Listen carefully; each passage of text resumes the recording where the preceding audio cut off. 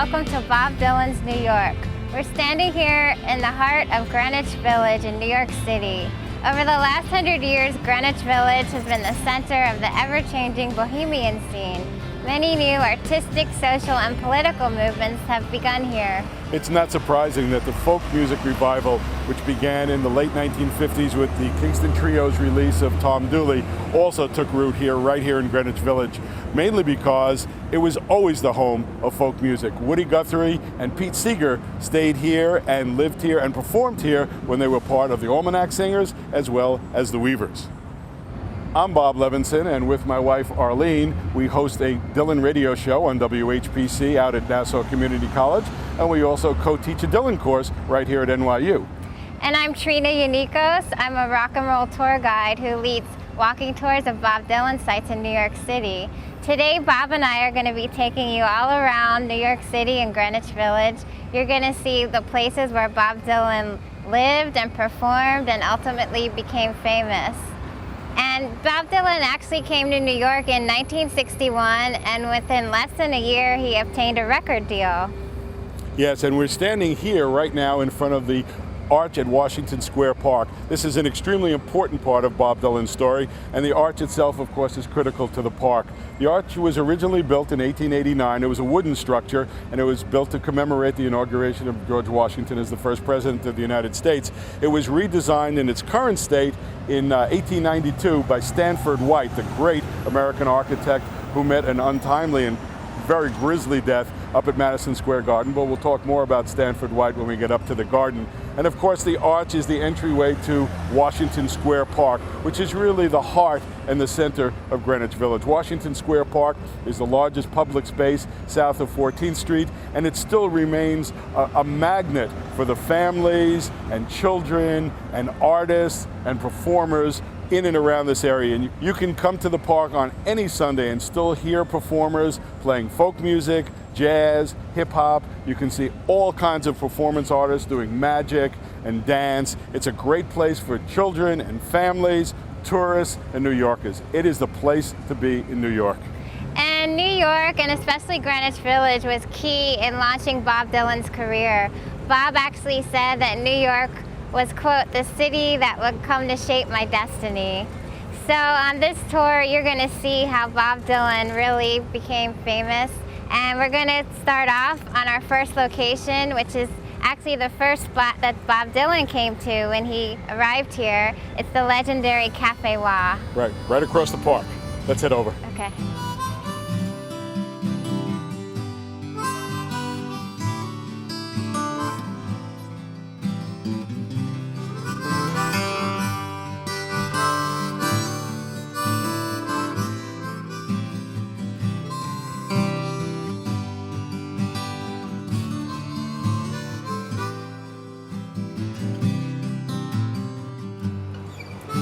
So we just walked a few blocks from Washington Square Park. Right. And now we're here at 115 McDougal Street.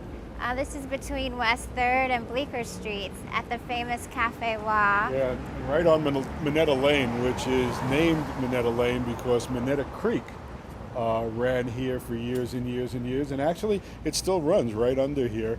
And that's why we're at the Minetta Tavern as well. And in January 1961, Bob Dylan dropped out of the University of Minnesota, and he headed straight here in Greenwich Village, straight to the Cafe Wha. Yeah. Bob, although he drove here from Chicago, he always intended to go solo. And one of the reasons he wanted to go solo is because when he built his bands up in Hibbing, Minnesota, his singers were always taken away from him by other performers who had better gigs, something. So Bob, and he talks about it in Chronicles and says that there are, when there are family connections, things are problems. So Bob said, I think I'm going to go solo, and he did. Hibbing still has actually just started a festival called Bob Dylan Days, and it's a wonderful event, and if you get a chance to go there, you really should. It's a gas. They're terrific people, and if you want to know about Bob and understand how he grew up the way he did, going to Hibbing is perfect. And so back in the early 60s, Cafe Wha was actually open from 12 noon to all the way till 4 a.m. I can attest to that. So you actually were here. Oh, I spent a lot of time at the Cafe Wa, and again, one of those coffee houses or venues that was just incredibly uncomfortable to be in. Crowded, noisy, smoky, when you can smoke in the places in New York. But yeah, spent a lot of time here. Saw the Fugs here, saw the Mothers of Invention here, along with a lot of other people during the early 60s. Oh, wow, too. okay. Yeah. Well, back in the day, they actually had amateur hours during the day. And so this is why Bob Dylan came straight here to Cafe Wa, because some friends told him, once you get to New York, head to Cafe Wa and ask for Freddie Neal, who ran the amateur show. So Freddie Neal actually allowed Dylan to play with him during his sets. Bob said he never played alone at Cafe Wa, but he accompanied Freddie Neal. He played the harmonica. And so the first few weeks Dylan was in New York, he spent a lot of time here. He got some free meals here, and he met Tiny Tim. Who said they ate a lot of hamburgers together. And if you recall, in Bob's first, one of his early compositions called Talkin' New York, he talks about blowing your lungs out for $1 a day.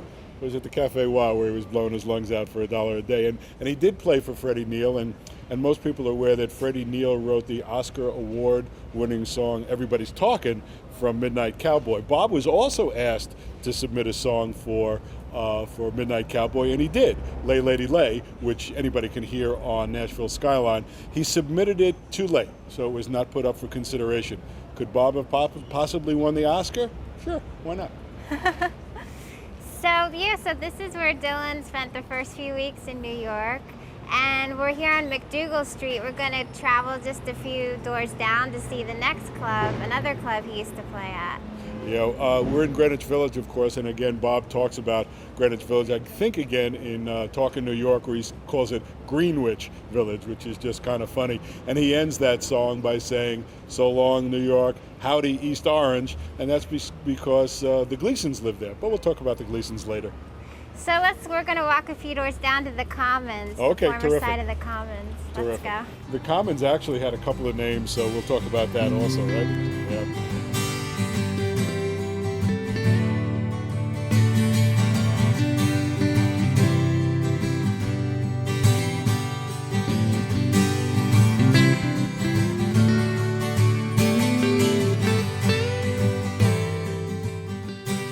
Continuing to walk up McDougal Street. As you can see, Cafe Wa is right behind us.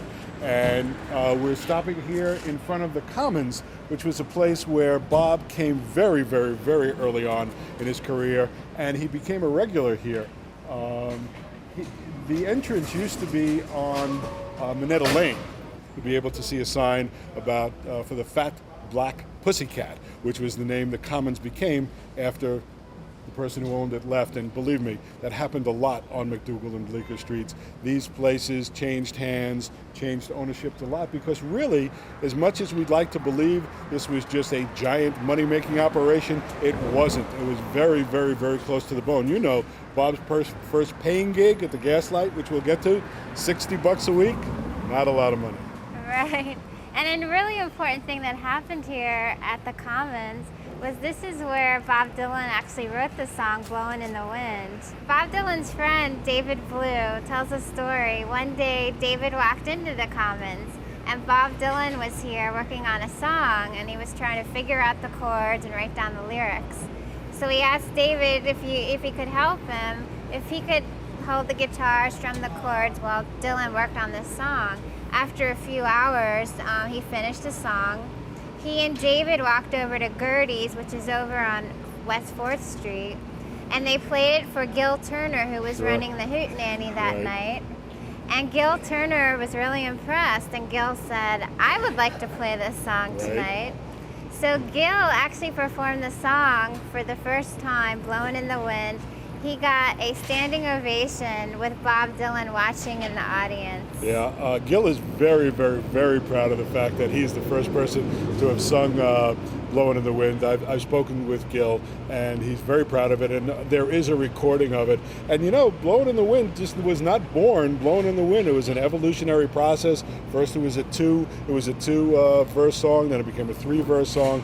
But Gil, that's one of Gil's very, very, very proud moments. Still smiles a lot when he talks about it. You know what else is interesting? Being here on McDougal Street, the architecture, which is kind of working class, has not changed. The buildings remain the same, and it just gives a very rich flavor to being here. That New York, things change a lot. Things come and things go, not, let's say, like in Europe where things can last hundreds of years. But this part of New York has pretty much remained unchanged, which is a delightful thing to know. The architecture, as I was saying, is very interesting. There are a number of influences on this block. There's Art Deco, there's Corinthian, there's Roman influence. Just kind of shows the pastiche that is New York. You can come back here just as I did when I first came here in the 60s, and the street, except for the signs on the buildings, look pretty much the same. And we're actually going to go right across the street to Izzy's Folklore Center, another place where Bob Dylan hung out in the early days. A very important place where Bob hung out.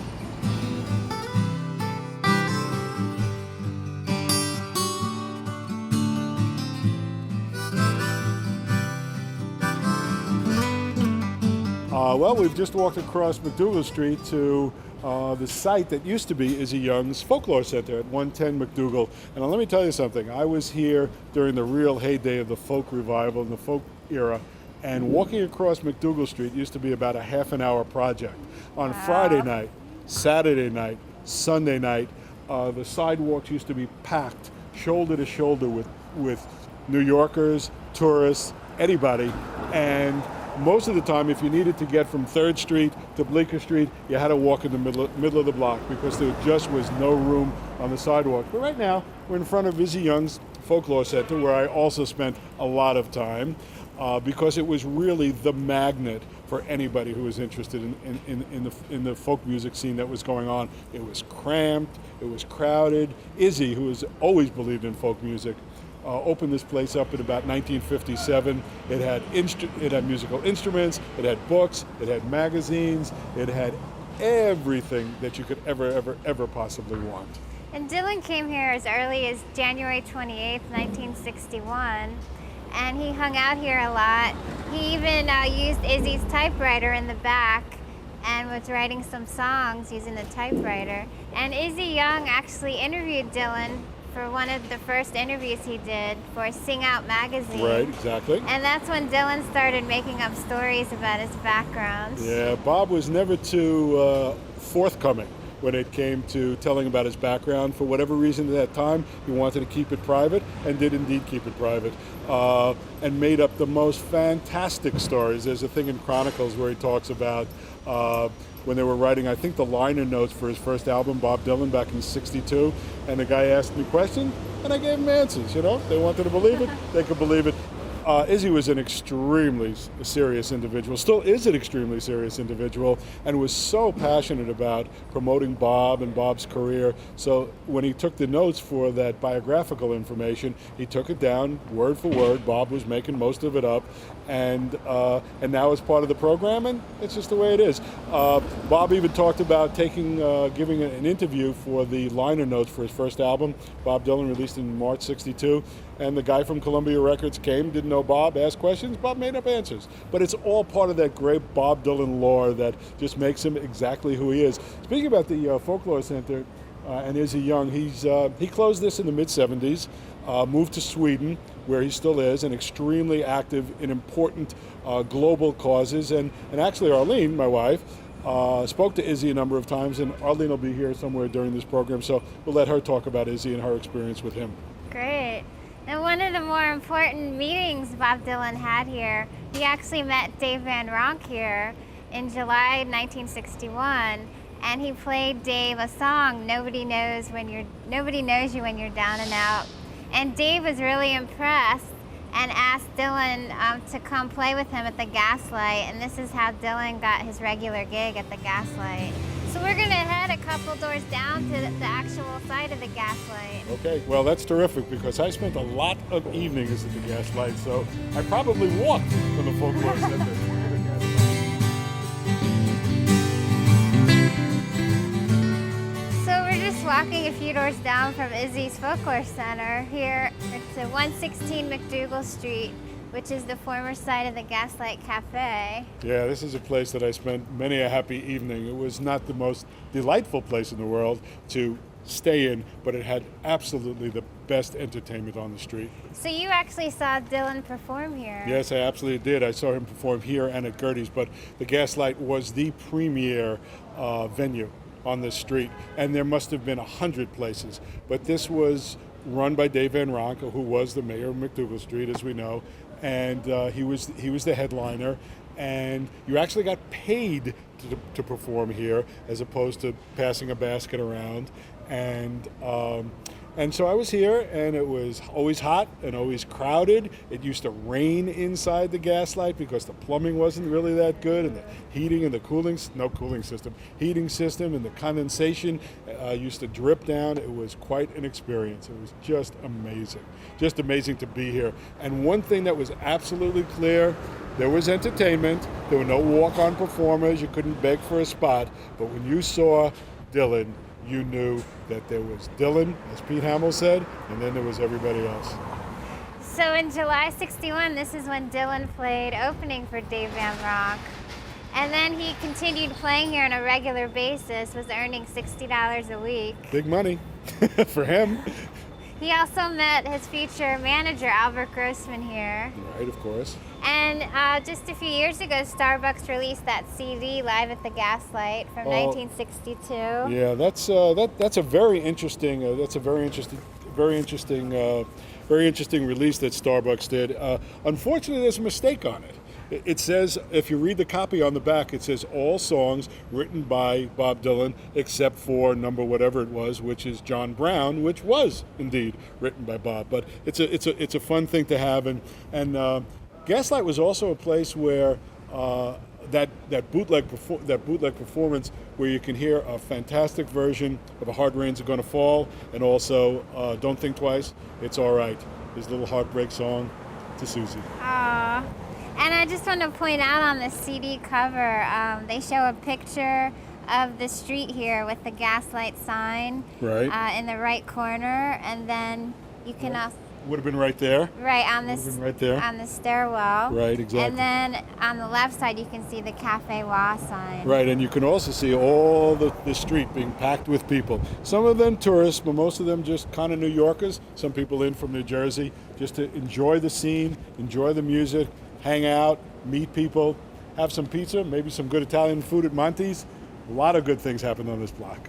And it turns out the Gaslight did not serve alcohol. No, it didn't. So conveniently, they had the Kettle of Fish right next door at 114 McDougal. Right. So whenever Dylan or anybody wanted to drink, they would just go upstairs. I have a funny feeling a lot of those guys and women wanted to drink after talking for a while and singing for a while. That place was always very crowded. Also noisy, but it was crowded and noisy in a very positive energy kind of place. You could go in, hang out, talk to people and drink. It was really a very enjoyable experience, as was the Gaslight. But the Gaslight was where the music was, where the heart of the folk music movement was. And it was a terrific place to be.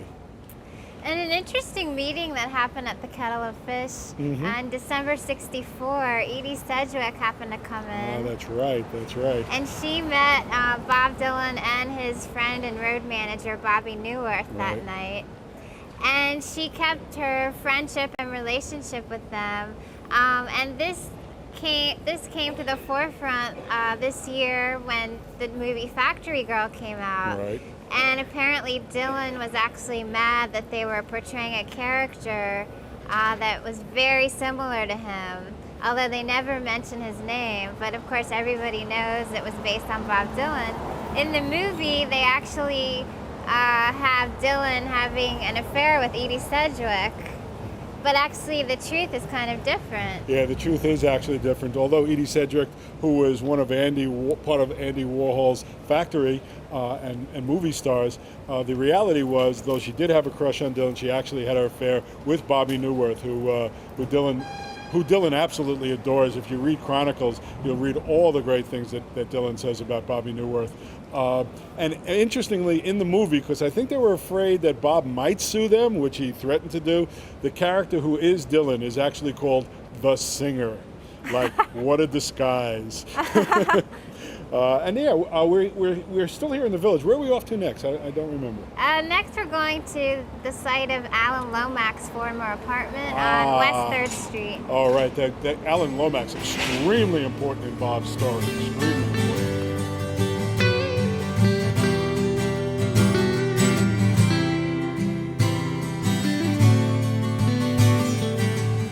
Walking to Alan Lomax's apartment, we're passing a famous cafe, Cafe Reggio. Right. It's actually the oldest cafe in Greenwich Village. It's been open since 1927, and it had the first espresso machine ever in the U.S. Well, that's an important thing to note because Greenwich Village was always an extremely important ethnic community, which was basically populated by Italian Americans and Irish Americans, so it would make all the sense in the world that the first espresso machine in New York would end up in Greenwich Village. It makes all the sense in the world. A friend of mine, a real good friend of mine, had an Irish father and an Italian mother, lived right down the block.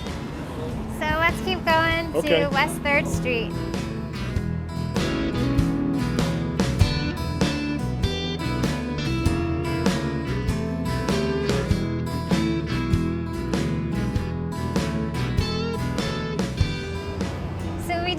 Down McDougal, made a left on West 3rd, and we're coming up to the former apartment of Alan Lomax here at 121 West 3rd Street. And Alan Lomax was a famous musicologist. He collected and archived a lot of historic blues and folk recordings and basically contributed tremendously to the Library of Congress's holdings, including a lot of field recordings. Yeah, Alan Lomax was extremely important to Bob because Bob has always been deeply seated into authenticity. And Alan Lomax, and of course his father before him, went out and did all those field recordings, did them in Appalachia, did them out west, looked for all authentic folk music, and of course the prison farms where he discovered the talent of Leadbelly and helped get Leadbelly released, and of course promoted Leadbelly's career afterwards. Dylan mentions in Chronicles coming to Alan's apartment here on 3rd Street and attending parties that Alan would have like twice a month where he invited people to come and sing folk music. Some of these people were even from the penitentiaries that he got released for temporary release. And so Dylan met a lot of people here and it really had a big influence on him. He really did. Actually, it was Alan Lomax who once said, and Dylan quotes this in Chronicles, where he says, if you want to get out of America, go to Greenwich Village. Interestingly enough, when Bob got inducted into the Rock and Roll Hall of Fame, Alan Lomax was in the audience, and Bob acknowledged him, and it was really kind of a bizarre moment. It also should be noted that the Alan Lomax archives are right here in New York. They're run by Alan's daughter, Anne Wood Lomax, and anybody who wants to take a look at those original manuscripts or hear that original music has an opportunity to go up to the archives. It's not far from here at all. Oh, that's great. And right next door to the doorway here on the wall is a gorgeous mural. It's filled with different musicians from the 40s, 50s, and 60s. And there's a lot of Bob Dylan links here. Yeah, there really are. There are those four guys from England. They're there. There's some connection between Bob and them. Part of a number of very strong Dylan connections on this mural as well. Up in the upper left-hand corner is B.B. King, who has B.B. King's nightclub right here in New York. And actually, Arlene and I went there to see a Bob Dylan birthday night. Right beneath that, Muddy Waters, who Bob absolutely adored. A little bit to our right is Harry Belafonte. Bob played harmonica on a song called Midnight Special on Harry's album. Played great harmonica, actually, and he hated it. Harry did about 20 or 30 takes, and Bob said, that's the last time I'll be doing that. There's Ricky Nelson, who he talks about very, very favorably in Chronicles, and said they really had the same kind of life, although Ricky lived on television in the West Coast and Bob lived in the Midwest. Up there, Johnny Cash. I don't know if there's anybody more important in Bob's history. Of course, there's Hank Williams and Hank Snow, but Johnny Cash, they played together at Newport, and just to the right of that is Roy Orbison, who of course was a great singer, and Bob played with as part of the Traveling Wilburys. An important Bob connection, as I mentioned before, is Buddy Holly, and Bob considers it extremely important because Bob saw Buddy Holly live in Minnesota just 3 days before the fatal crash, the day the music died. Jimi Hendrix, of course. Bob really loved Jimi Hendrix. So the connections between Bob also into the 50s as well, because Bob, when he grew up in Hibbing, was a rock and roller. This is before the Kingston Trio and the folk revival. So Elvis is there, Little Richard is there, Chuck Berry, of course, is there. All those great foundation guys from the rock and roll era where Bob started. Buddy Holly's there. So if you're talking Bob, you got to talk 1950s rock and roll music as well. And of course they have Bob pictured there, and Joan Baez is right above him. The first real love, maybe, of both their lives. Don't know. So let's walk on by, and we're going to go to another club that Dylan played at a lot, Gertie's Folk City. Okay, terrific. So we're just coming from Alan Lomax's apartment, and actually Dylan's girlfriend in the early 60s, Susie Rotolo, her sister Carla actually worked for Alan. So that's the connection. That is the connection. We're also right at the Provincetown Playhouse, where some of Bob Going Electric comes up, and we'll talk about that when we get to Forest Hills. And you mentioned Susie Rotolo, David Haydu, who wrote that great book, Positively 4th Street, about Bob and Joan and Richard and Mimi Farina.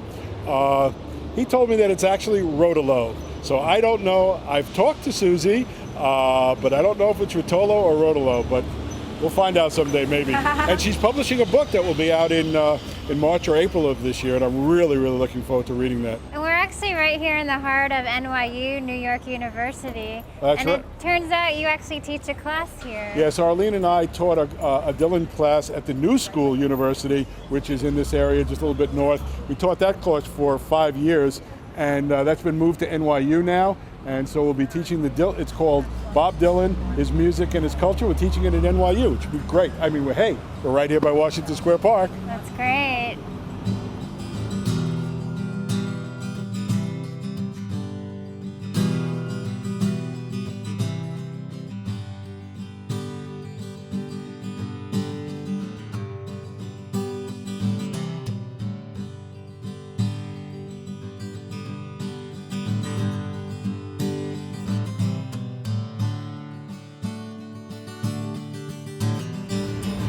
We just walked east a few blocks, and now we're at the intersection of West 4th Street and Mercer. Right. And this is actually where Gertie's Folk City used to be. Yeah, Gertie's is probably the most important folk club in the village at the time, and of course it was critical to Bob's career.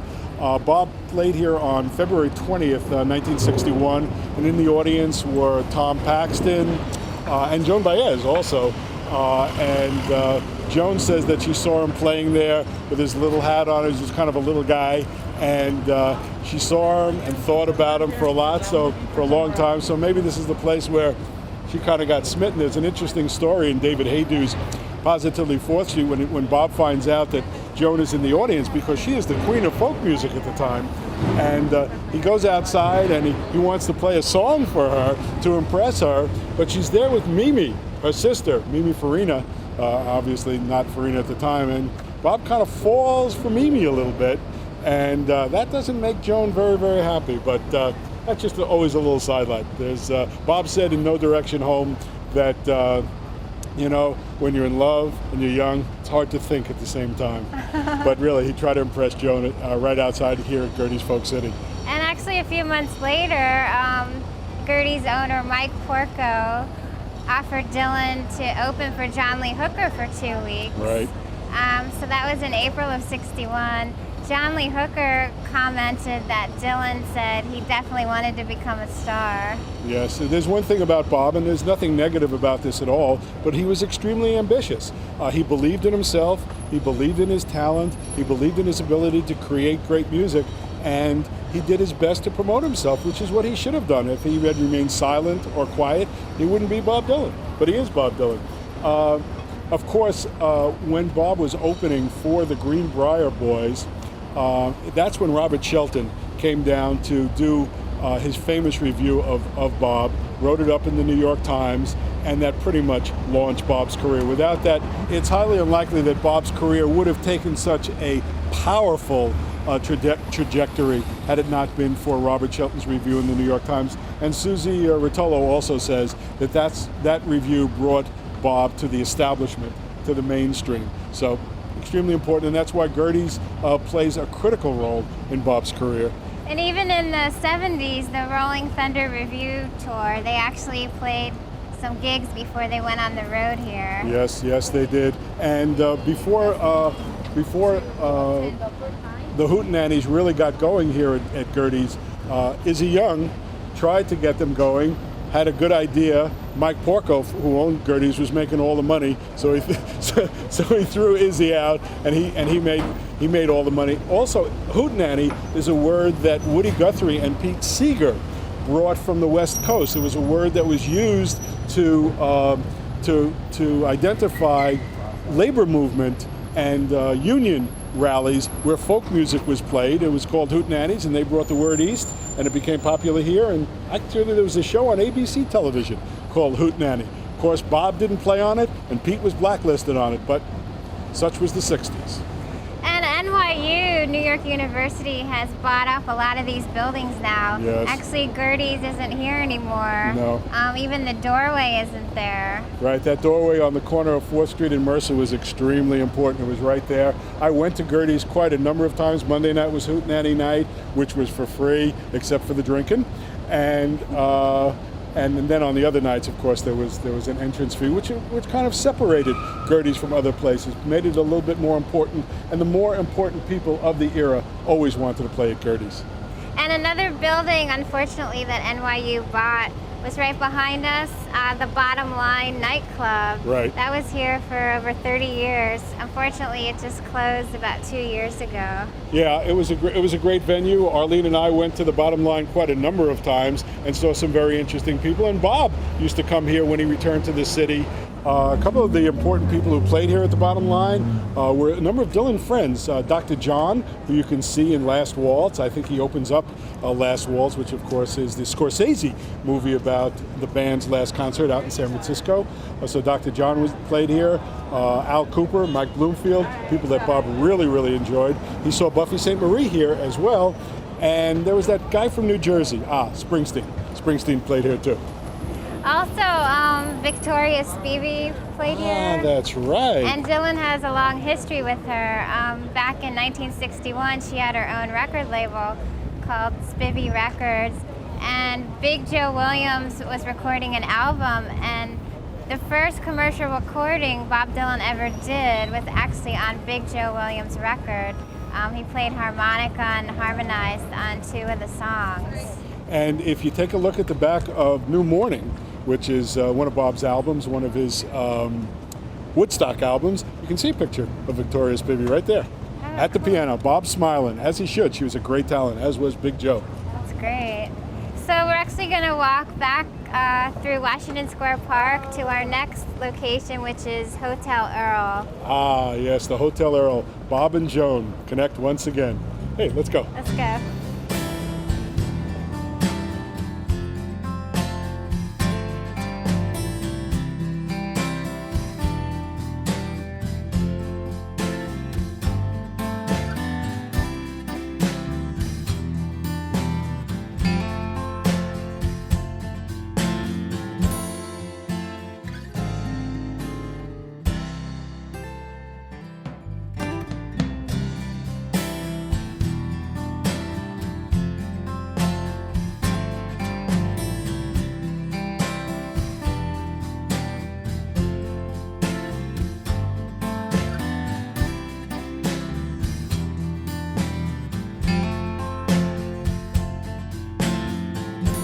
So it's such a great day to walk through the park, and I actually took off my jacket because it's getting hot. Yeah, It's almost always a great day to walk in the park. Washington Square Park, which is the largest open space south of 14th Street in Manhattan, has always been a great meeting ground for people of New York. When I was younger, in the 60s, I used to come to the park every Sunday, and spend my time around the fountain or in the outer areas, listening to music, singing along. There were lots of sing-alongs at the time, and it was just a great place. And there were some interesting things about Washington Square Park. Robert Moses, who was biography by Robert Caro in an extraordinary book called The Power Broker, wanted to build a highway through Washington Square Park, a terrible abomination. There was a time during the early 60s when the neighborhood wanted to ban singing in the park. And Izzy Young took up that cause, and that got stopped. But the park is just a great meeting place, and it still is the mecca for singers, artists, performers. You can see musicians, mimes, rap singers, break dancers. Everybody shows up in the park on the weekends to participate. Arlene and I came here a couple of years ago to see a bluegrass festival on the second anniversary of John Harold's death. It's just a great place. It's just a great place to be, to visit, to hang out, and to just enjoy yourself. It's an oasis in a very crowded, noisy city, but just always has a good vibe to it. Really, really does. And of course, Bob Dylan used to come here in the early 60s and hang out with all the folk musicians. And you said he even used to play chess over there. Yep. Bob used to play chess over there. There's a great picture. It's from Woodstock of Bob playing chess up there. But yeah, there's some very, very serious chess goes on here in Washington Square Park. I played very often. I won none times. And believe it or not, there's speed chess for money. And if you have any brains, keep your money in your pocket. So we're pretty close to Hotel Earl. It's now called the Washington Square Hotel. So let's take a walk over there. Oh yeah, that's another important place. Bob and Joan reconnect.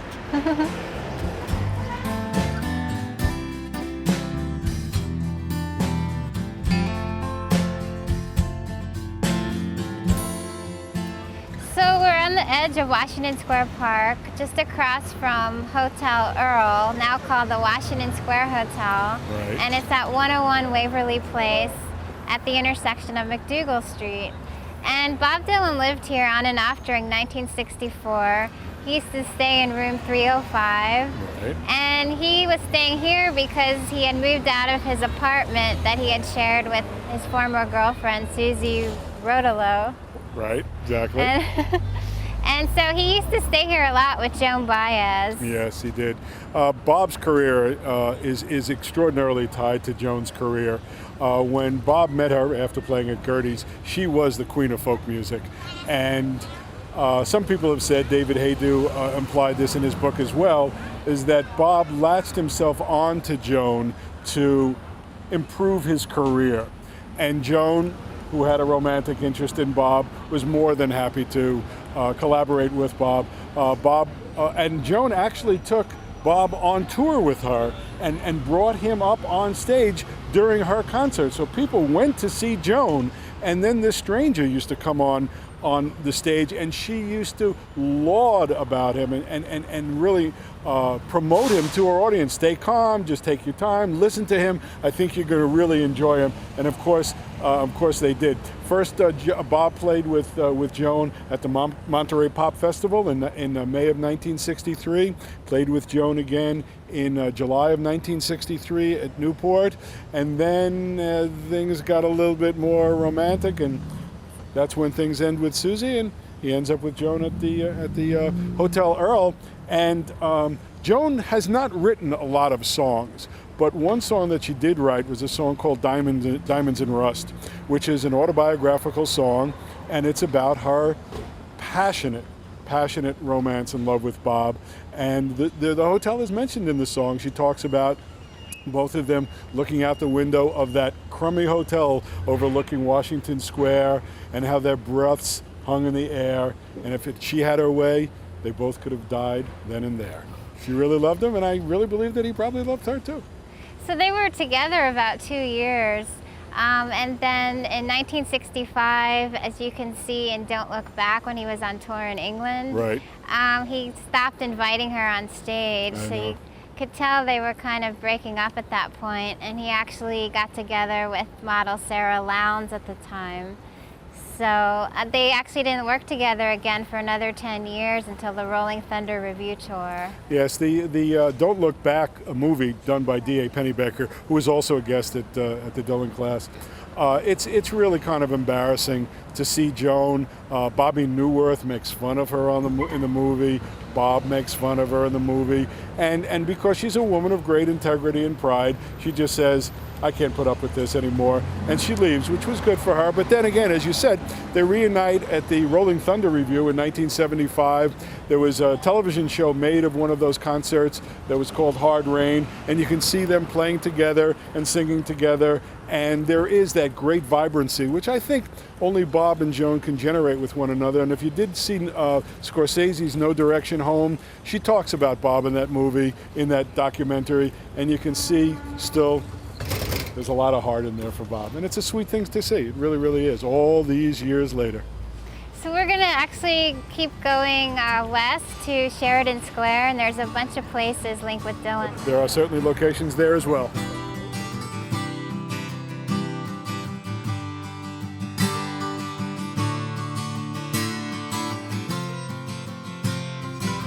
So we just came down Waverly Place, and we're on Christopher Street right now.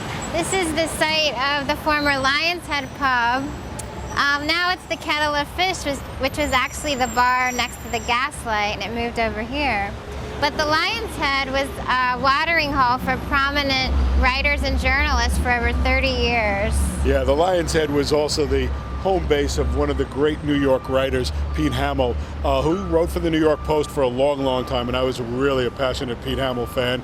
He's written a number of novels, Snow in August being one of them that was turned into a movie. He wrote a memoir called A Drinking Life, and that was during the time when he was drinking. He has stopped drinking and has not drank for a long time. He's currently heading up the journalism department at New York University, and he wrote the liner notes for one of Bob's most famous albums, Blood on the Tracks, and the liner notes won Pete a Grammy Award for it. I've invited him to the Dylan class. He always says yes, but he just doesn't show. But it's not because he doesn't want to. He's an extremely busy man. We also happen to be on Christopher Street, which is just off the block from the Stonewall Bar, which was the beginning. There was a riot in the Stonewall Bar in 1969 between the gay community and the New York Police Department, and it was that riot which essentially began the gay pride and the gay rights movement, which is extremely important.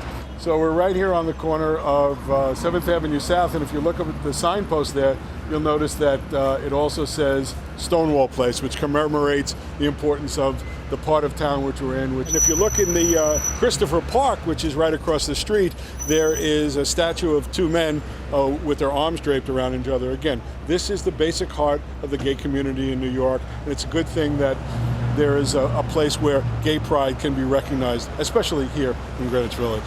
And we're also right around the corner from Sheridan Square, so let's head over and see Dave Van Ronk Street. Dave's old haunt. Yeah, that should be good.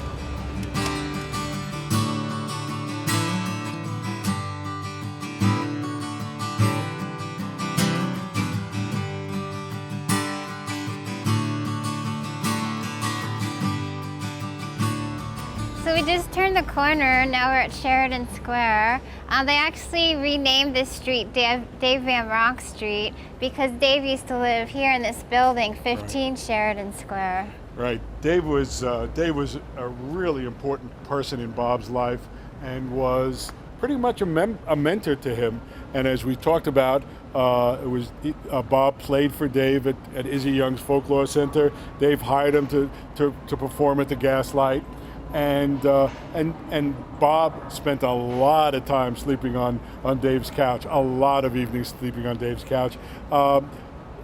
Dave was involved with a woman by the name of Terry Thal back then, and Terry acted as Bob's manager, and she did his very, very she did her best to promote him. She made recordings of him, ran those recordings to various record labels to try to get people to sign him for a contract. Nobody ever did.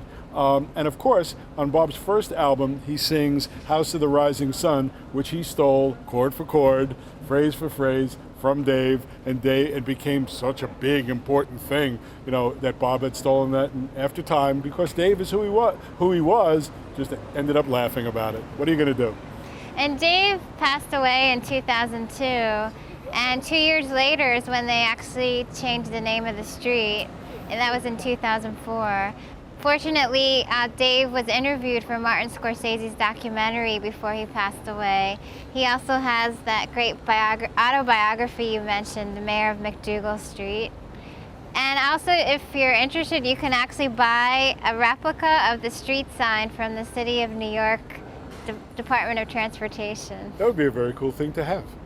Where are we off to next? So we're actually going to take a look just a few steps down the block. Right across the street here is 1 Sheridan Square.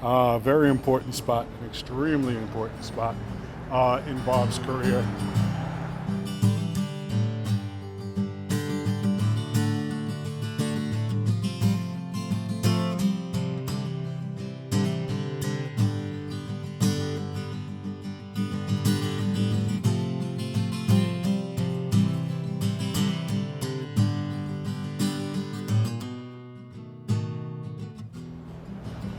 One Sheridan Square was an extremely important part of the village music scene. One Sheridan Square was the home of Cafe Society, and Cafe Society was a rare, integrated music venue and night spot. In New York at the time, and we're talking in the late 30s, black performers basically performed up in Harlem. White performers basically performed everywhere else. Cafe Society, again, we're in Bohemian Greenwich Village. We're in avant-garde Greenwich Village. We're in unhappy with the current social environment in the United States, Greenwich Village. So they had a mixed venue. And the booking agent at 1 Sheridan Square at Cafe Society was John Hammond Sr. Again, the A&R man for Columbia Records, and the person, of course, who signed Bob at Columbia Records. And he was a real jazz enthusiast. Because he was the booking agent here, because it was an integrated venue, then you had Billie Holiday, you had Lena Horne, you had Sarah Vaughan. Extremely important and great performers of the era and even of the current era. And of course, the cafe is now gone, but the apartment building remains. And Bob Dylan had a friend named Mickey Isaacson who lived here on the 4th floor. And of course, when Bob Dylan came to New York in 1961, he couldn't afford to rent his own apartment for at least about 10 months. Right. So during the summer of '61, he spent a lot of time here on the couch at Mickey Isaacson's, who was known for housing folk musicians. Yeah, there was another important family that lived at 1 Sheridan Square, and that would be the Rotollos. I think the mother's name was Mary. Of course, there was Carla, and there was Susie, and of course, Bob and Susie fell in love. I mean, Susie first saw Bob singing at the Loeb Student Center down at NYU that we saw before, and they lived here, and maybe that was a place that Bob started hanging out, and they fell in love, moved in together after a while, and after they broke up, Bob wrote a song that he is still extremely unhappy with called Ballad in Plain D, which talks about Carla, talks about their mother, and talks about Susie. It is the only song that he ever said that he was embarrassed about singing, and you hear it, and it's hard to hear. But again, it's part of the Bob canon, and we live with it. And when Dylan met Susie in 1961, she was working for the Congress for Racial Equality, and her family was very left-wing liberal activists. And so this had a huge influence on Bob Dylan's songwriting. He started writing protest music as a result. Also, the next summer of '62, Susie went away to study in Italy, and Bob Dylan wrote some love songs about her. He was missing her a lot. Don't Think Twice, It's All Right, and Tomorrow Is a Long Time. Another song that he wrote specifically about their separation, which I think is just a beautiful song, it's called Boots of Spanish Leather. And it's an interesting song because Bob writes that from both points of view and gives both sides of the situation. And Bob has written some extraordinary love songs. That happens to be an extraordinarily passionate one. As you can see, One Sheridan Square is currently under construction. So we're going to leave here now and go around the corner to West 4th Street and see the location of the famous Freewheelin' Bob Dylan cover. Freewheelin' Bob Dylan, that was the album that really launched Bob's career. His first album, Bob Dylan, sold about 500 copies and was called Hammond's Folly. Freewheelin', all of Bob's music, launches it like a rocket. Let's take a look.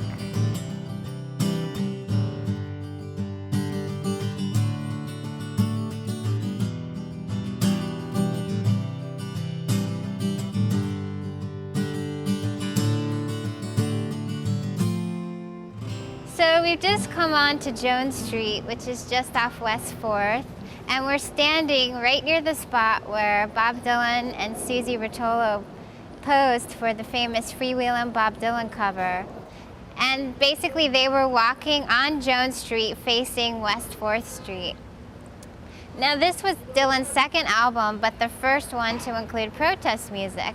So it's ironic that Susie is on the cover with him because she really inspired him to start writing these songs. Yes, Susie was from a very politically active family, and so therefore influenced Bob to make that expression get politically active and thinking, and of course the way he does that is through his songwriting. His first protest song, if you can call it that, was The Death of Emmett Till, and then after that, of course, perhaps his most famous and his most covered song is Blowin' in the Wind. Now I'd like to introduce my wife Arlene, who has a personal experience when it comes to Blowin' in the Wind.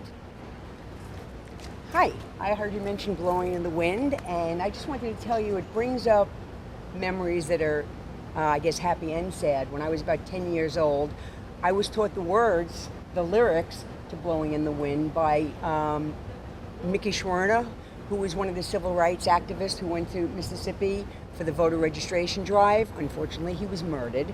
But he did teach me the song. I first heard it by Peter, Paul, and Mary because Mr. Grossman decided that he really wanted someone who can sing it well and sell his records. But just thinking about the Mississippi and the tumultuous Civil War era, Dylan also went to Greenwood, Mississippi, and he went into the fields, guitar in hand, and he sang Only a Pawn in Their Game. So it just brings up some happy times and some sad times, but it's an interesting fact for me. I came to know Bob through everybody who covered him. It wasn't until much later that I knew Bob Dylan even existed. Yeah, well, he did. He does. He most certainly does. Bob, you talked about Only a Pawn in the Game. That was also a song that Bob sang at the March on Washington. There's film of that. It's very, very interesting. Bob sang Only a Pawn in the Game, and I think it was Blowin' in the Wind. Yes. It was Blowin' in the Wind. So soon after that, Bob Dylan released his third and most political album, which was The Times They Are A-Changing. That came out in October of '63. But soon after, he started displaying mixed feelings of his role as a protest singer, and it started being evident on his fourth album. Yeah, it was evident very clearly on his fourth album, Another Side of Bob Dylan. Although interesting, the song that ends The Times They Are A-Changing album is Restless Farewell. And if you listen closely to that song as well, you will hear that it is Bob actually saying a farewell to the protest movement, but really very strongly on Another Side of Bob Dylan. You can hear Bob saying, it's over and it's done. There's, a friend of mine once said something very interesting. They said, every Bob Dylan album could actually be called Another Side of Bob Dylan, because every time Bob makes an album, it's always different than the one that came before. But on Another Side of Bob Dylan exists a very famous song, My Back Pages, which says, I was so much older then, I'm younger than that now. And that's really a clear, solid statement that those protest times are certainly over. So we're going to continue on to the site of Bob's first apartment in New York, just around the corner.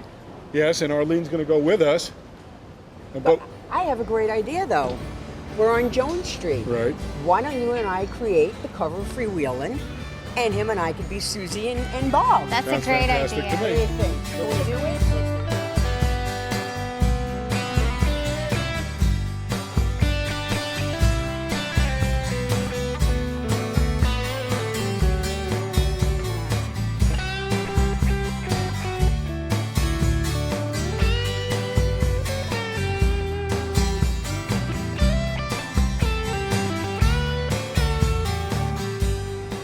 we just came around the corner from Jones Street and we're on West 4th. And we're actually sitting here in front of 161 West 4th Street. Now this was where Dylan got his first apartment in New York in December of '61. By that time he finally had enough money where he could afford to pay the $60 a month rent. He was playing regular gigs in the Village, and he also just got his record deal. So he rented a small 2-room apartment on the 3rd floor here. It actually faced the alleyway, and it was so tiny, it was barely enough for one person. But Susie Rodolo moved in with him. Yeah, well, that's what love does.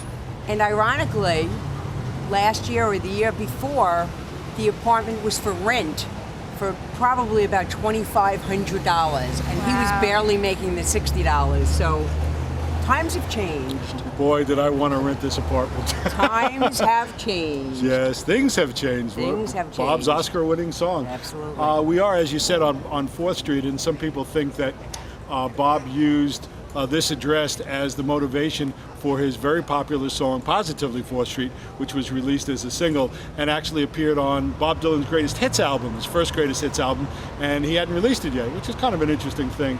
But it could be used symbolically as his scorn for the folk music people who had a very, very, very hard time with Bob when he went electric in Newport in 1965. Bob appeared at the Newport Folk Festival in 1963 and 1964 as a folk singer. You can see him appearing in those things in Murray Lerner's film festival. But Bob went electric in 1965, and the folk music community was astonished, appalled, angered, insane, whatever you want to call it, when up on that great folk music stage, he brought the Paul Butterfield Blues Band and opened it with Maggie's Farm, that really strong electric Maggie's Farm. A lot of people have said he was booed off the stage. Some people said he was received warmly, but the history is that he was violently booed off the stage and left after only 3 songs. The reality is that Bob only rehearsed 3 songs, so it's not that he ran off because of that noise. He was happy what he was doing. He knew exactly what he was doing, but because of all the hubbub, he had to be coaxed back on stage by Peter Yarrow. And Peter Yarrow was a guest at Bob's class at the New School, discussing Dylan, and he decided to use Positively 4th Street, and we decided to name our radio show, which is all Dylan, Positively Dylan. Yep, we try to incorporate all that together. Interestingly enough, that electric music that Bob played at Newport had actually appeared before the folk festival on Bringing It All Back Home. So Bob's real fans were quite aware that Bob was playing electric music.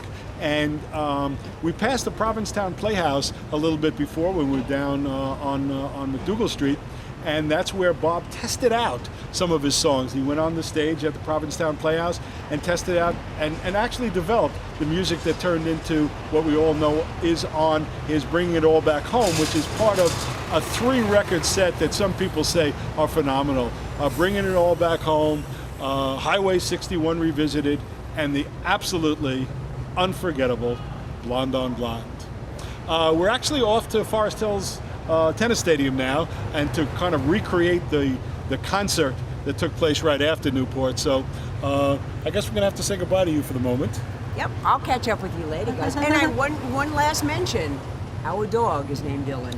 There was not going to be any other name, trust me. No discussion. Okay. So we're gonna get on the subway and head over to Forest Hills. Okay, fabulous.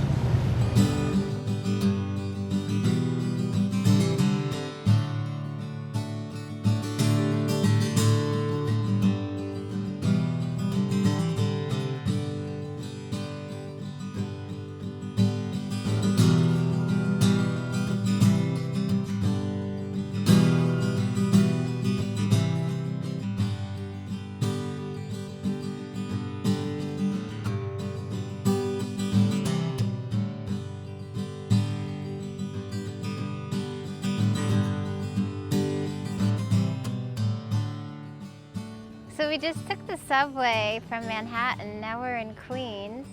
and we're here at the West Side Tennis Club. Right. It actually originally was in Manhattan. They moved their clay tennis courts and then the grass courts over here to Forest Hill Gardens in Queens in 1912. Actually, the U.S. Open was played here up until 1978, Right. and they moved it then to the Arthur Ashe Stadium in Flushing Meadows. And this stadium, we're standing right where the stage used to be, and there's 15,000 seats behind us in a horseshoe shape, and a lot of famous concerts were here. The Beatles performed, Frank Sinatra, The Who, The Stones, and of course, a very famous Dylan concert. Yeah, actually, this was one of the important stops of all the important music groups of the period. Playing Forest Hills in the summer was a prestigious event. And Bob played here in 1963, and Bob played here in 1964. That would be the folk Bob. And then, of course, he went electric in Newport, Rhode Island in 1965. And the first concert that he held after that was right here in Forest Hills. And the world was abuzz about what had happened at Newport. I mean, people were just excited and interested or inflamed or whatever they were about Bob going electric. And so there was a real interest in what was going to happen with Bob here at Forest Hills. And Bob, being the wonderful iconoclastic performer that he is, did what he was going to do for the rest of his career, which was challenge his audience. And so he came here and he did what he ended up doing in all through 1966, which was to play an acoustic solo set for about 45 minutes, and then have an intermission, and then come out and play an electric set. So he played his acoustic set. He played a couple of the great Dylan songs, Love Minus Zero, No Limit. He's a mathematical songwriter, he says. It's All Over Now, Baby Blue, and my favorite song, I don't think it's his best song, Mr. Tambourine Man. That's the song that I want to listen to more than anything. But Visions of Johanna is actually my favorite song. Right. So Bob, and then after his acoustic set and the intermission, and he was introduced by Murray the K. Kaufman here at the Forest Hills concert, who was a popular, for some people, popular DJ on Top 40 radio here in New York, Murray the K. Kaufman. Murray the K was booed by the audience because we were too cool to care about Murray the K. So Bob comes out and does his electric set and gets that same kind of reception that he got at Newport, which was a certain contingent of his fans booing him, being unhappy, harassing him, telling him, don't do that, stop that. And then there was a much larger, but perhaps more silent contingent who was excited about hearing the electric Bob, and that I guess can be classified most clearly in his song Like a Rolling Stone. But the reaction was so strong from the fans, the negative side of the reaction, that a couple of the guys quit the tour. They did not want to continue with Bob's tour because of the violent reactions from some of the fans. Actually, Al Cooper, one of the next stop on the tour, or a future stop on the tour, was going to be Dallas. And Al Cooper, most famous for his fantastic organ playing on a couple of Bob's albums, Like a Rolling Stone being, I guess, the most signature one. Al Cooper said, they killed the president in Dallas. I'm not going with you, Bob. And he dropped out of the tour. That's how frightening it was to sensitive, creative musicians. And that's what Al said. But Bob, being the strong, proud, confident artist that he is, he trucked on. And actually, I saw a concert very similar to the one that he did at Newport, and almost identical to the one that he did here in Forest Hills, at a place called Island Garden, which is in Hempstead, Long Island. And Bob came out and did a half-hour acoustic set, which I absolutely loved and adored. Actually, my car wasn't working that night, and I needed somebody to jump my battery to get there, and then I needed somebody in the parking lot to jump my battery to get me home. But there was nothing that was going to stop me from getting there. So Bob played his half of acoustic and then played half electric, and I just absolutely loved it. He just turned everything upside down, and it was a thrill. And the reaction in the audience in Island Garden, which was in February of '66, which you'll see on you saw in No Direction Home, the '66 concert that ends with Judas at the Free Trade Hall, Manchester. That wasn't the reaction. The people here in New York really absolutely loved it. And of course, Bob again proves to be right about it. He's always ahead of the curve. I've always said about Bob, if I don't like something that Bob's doing, it's my fault. I'm just not there yet. And Bob, give me some time. Let me catch up. I'll get there. There's another interesting thing about this concert. First of all, I lived in Forest Hills, and I actually lived in Forest Hills Gardens, which this is a separate kind of section. And I actually know a number of people who could not get tickets to the concert and watched it from the apartment houses that ring this stadium. So you get to see Bob for free and get to see a landmark concert. That's really a thrill. But this was a great, great moment in Bob history, and it basically launches the rest of his career. I mean, folk music is the past, and Bob, the great creative electric rock and roll artist, is what we saw in 1965, certainly saw in 1966, and we see here now, and it just gets better and better and better. Even his most recent album, Modern Times, is truly Modern Times. And interestingly, the same week that he performed here at Forest Hills in 1965, that was the end of August. Right. His sixth album, Highway 61 Revisited, was released, Right. and that solidified his transition to the rock and blues genre. Because his previous album, Bringing It All Back Home, was half acoustic, half exactly. electric. Right. But this sixth album was all rock and roll, all rock and blues. And then after that comes Blonde on Blonde, which some people say is the best album ever made. Steve Van Zandt of Sopranos fame, and of course, he plays with that guy from New Jersey also in the E Street Band. He was interviewed recently on television, and they asked him which are the most important albums of all time. And the first album, he said, was The Byrds, because they introduced folk rock and Dylan to the general public. And then his second favorite album, he said, pick any of Bob's first 7. That'll do fine. Very funny and also very true.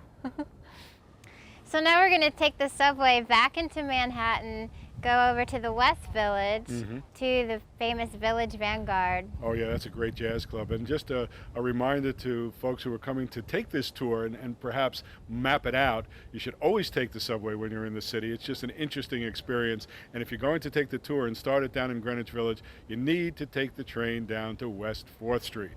It's a fabulous place to start your tour. I mean, positively 4th Street, Bob's home just around the corner. Take the subway. It's a New York thing to do.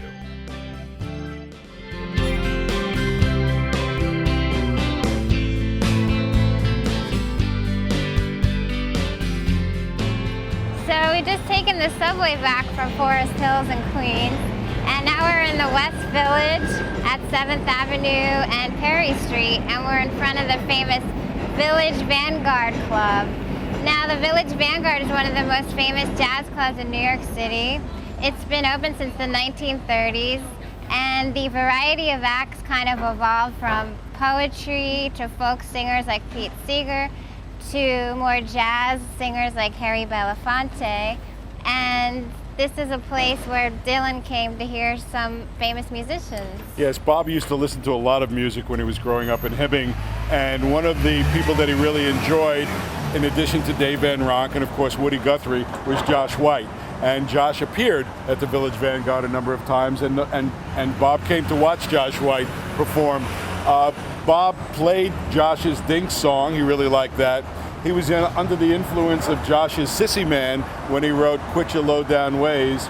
And In My Time of Dying, which was a song that Josh really had a hold on, is included on Bob's first album. Also, Josh did a great rendition of House of the Rising Sun, and although the classic story is that Bob took it note for note, phrase for phrase, breath for breath from Dave Van Ronk, there's no doubt that it's Josh's selection of that song that had a tremendous influence on Bob. We're also on Perry Street, you mentioned, and my very favorite English teacher lives on Perry Street, and there's this discussion about Bob, whether he's an early folk singer or a late beatnik.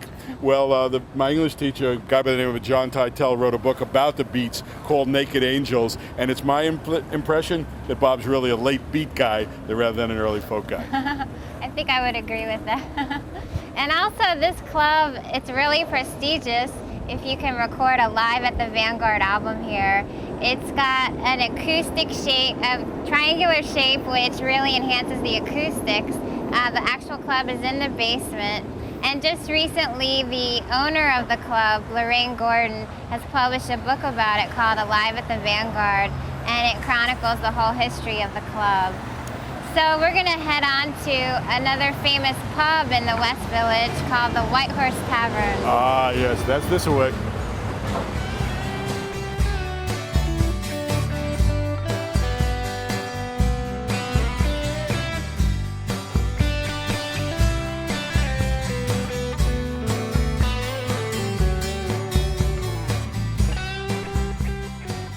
We walked west on Perry Street and arrived at the White Horse Tavern. What a thrilling thing to be here in the White Horse.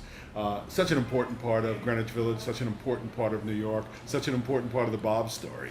Bob came here early on in his career, but this building was built in 1652, originally as a personal residence of somebody, but it later became the site of the British colonies, criminal court, and general meeting place.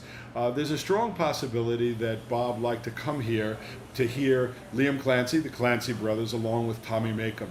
Bob, of course, is a great enjoyer of folk music, and what is more folk music than Irish folk music? And the spirited delivery of the Clancy brothers with Tommy Macomb was something that was an extremely important part of the New York musical scene in the early 60s, and certainly part of the folk scene as well. And Bob loved the Clancy brothers and was very much influenced in creating music by Tommy Macomb, and he acknowledged that in Chronicles. There's also another possibility that a reason that Bob used to like to come here, of course, it was the hangout of Dylan Thomas, who obviously we can see behind us. There's a great controversy about why Bob became Bob Dylan after being born Robert Allen Zimmerman, and well, it goes either way. You can talk about that a little bit later. But Bob loved to come here, loved to hang out here. It was a great place then. It's a great place now. Right, and many people believe that Bob Dylan changed his name from Robert Allen Zimmerman to Bob Dylan in honor of Dylan Thomas, but Bob has never really admitted this fact. The closest he came was in Chronicles. He said, quote, "I'd seen some poems by Dylan Thomas." But actually, Dylan wanted a name that sounded good and would look good in print.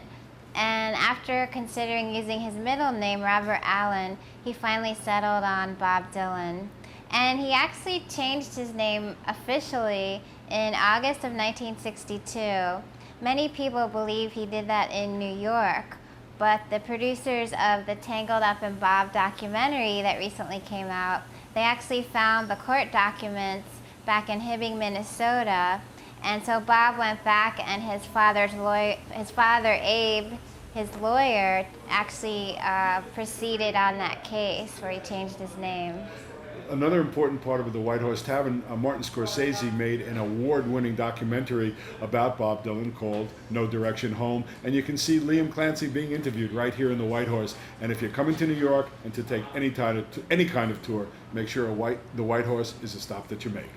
So after this, we're going to head on to another famous tavern called the Cedar Tavern, further west in the West Village. The Cedar Tavern, that's where Bobby Newworth, and D.A. Pennybaker started talking about Don't Look Back. Yep, let's head over there.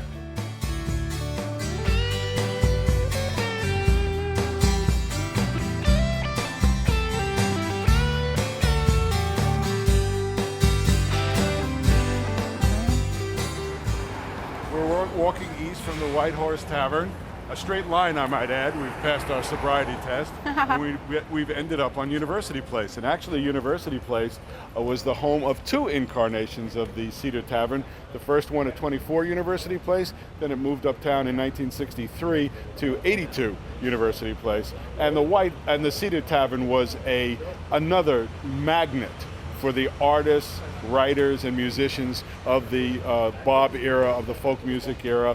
William de Kooning used to go to the Cedar, Jackson Pollock went to the Cedar, Jack Kerouac went to the Cedar, and actually Pollock got thrown out of the Cedar once for ripping the men's room door off its hinges, and Jack Kerouac got thrown out of the Cedar for pissing in an ashtray. That's the kind of place that it was, and it was the place that was very, very, very important in Bob history. Right, and actually Bob Dylan met with D.A. Pennybaker and also Bobby Newworth to discuss the 1965 movie Don't Look Back, which basically filmed Bob on tour in England. So that's where they met to first discuss plans for it. And recently, the outtakes from that movie, Don't Look Back, the outtakes were just released on DVD. And it's interesting to note that this DVD shows another side of Bob Dylan, actually more gentler side. But I think both sides kind of show the whole picture now. Right. D.A. Pennybaker was a guest in the Bob Dylan class, and he showed us this version, this newly released DVD version of Don't Look Back. And he says it's just an entirely different movie, but it does indeed reflect one side of what was happening in 1965 with Bob when he was over in England. Everybody should note that Don't Look Back does not have an apostrophe in it, and that was left out specifically to show the hurry up and the energy and the moving forward that Bob was doing at that time. And Bob has said about Don't Look Back, it's a great movie. Too bad it's about me. So now we're going to head over a few blocks on 8th Street to the famous Electric Lady Studios. That's that way. Let's go.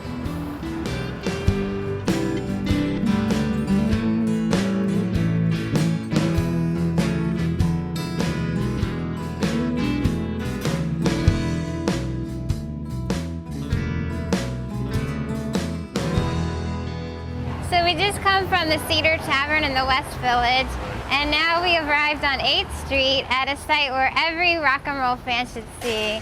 It's the Electric Lady Studios, which was owned by Jimi Hendrix.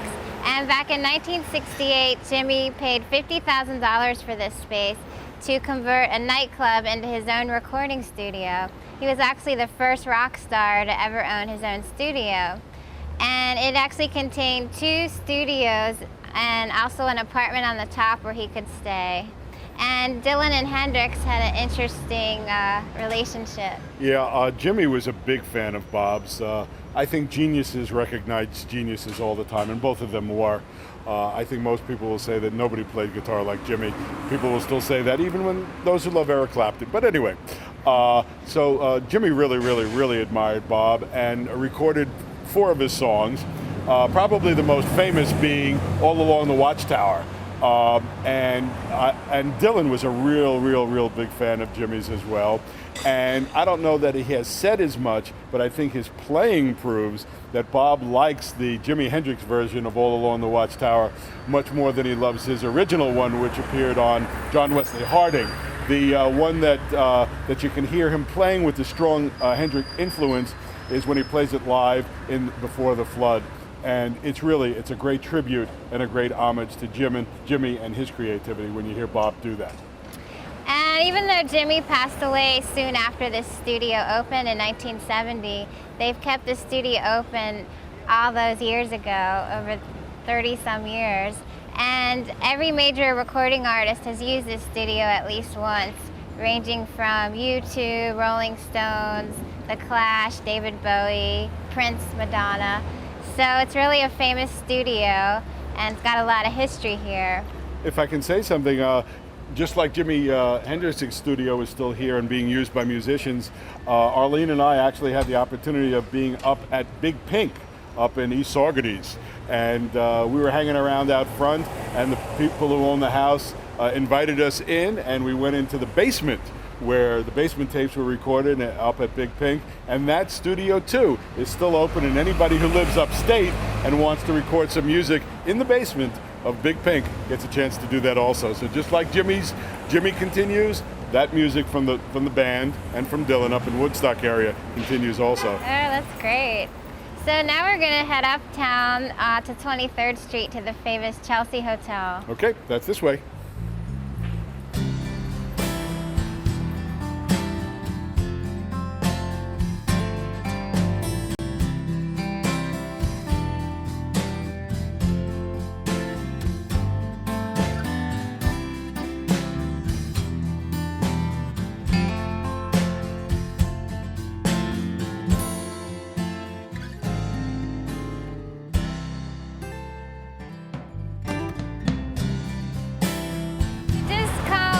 Electric Lady Studios, and we've come further uptown to the neighborhood of Chelsea, We're on the 23rd Street between 7th and 8th Avenues at the famous Chelsea Hotel. Yeah, Chelsea's a terrific neighborhood in and of itself. I'm sure you're familiar with Joni Mitchell's song Chelsea Morning. And that song actually captures a lot about this neighborhood. And we are in front of 222 West 23rd Street, which is the infamous Chelsea Hotel. The Chelsea Hotel was built in the late 1800s and was actually the New York first co-op apartment. I think every apartment in New York now is a co-op apartment. It became a hotel in the early 1900s, I think 1905. And the people who owned it recognized that it also had a cultural significance very early on. And so writers and musicians and artists came here, and it became its own little community. William de Kooning was here. Dylan Thomas was here. Unfortunately, I think he passed out here at the Chelsea Hotel after drinking excessively. At the White Horse, was taken downtown to St. Vincent's Hospital, where I believe he passed away a couple of days later. My favorite American playwright was here, Arthur Miller. I really love. And there are a number of signs that are up on the hotel, actually, that commemorate some of the people who lived here as well. One of them was Arthur C. Clarke, who wrote 2001: A Space Odyssey. And of course, Bob Dylan was here as well. That's right. Dylan moved in here in late 1964, and he lived here for about a year. His new girlfriend, Sarah Lowndes, she was a model and former Playboy bunny. She moved in with him in 1965 with her 3-year-old daughter, Maria, and they stayed in room 211. And during that time, they actually got married in November of '65. And in January '66, their first son, Jesse, was born while they were living here. Yeah, actually, Bob and Sarah were married in Mineola, Long Island, which is far from here. I went out to the courthouse there trying to get a copy of the marriage certificate, but they don't everybody, so I didn't get a copy of it.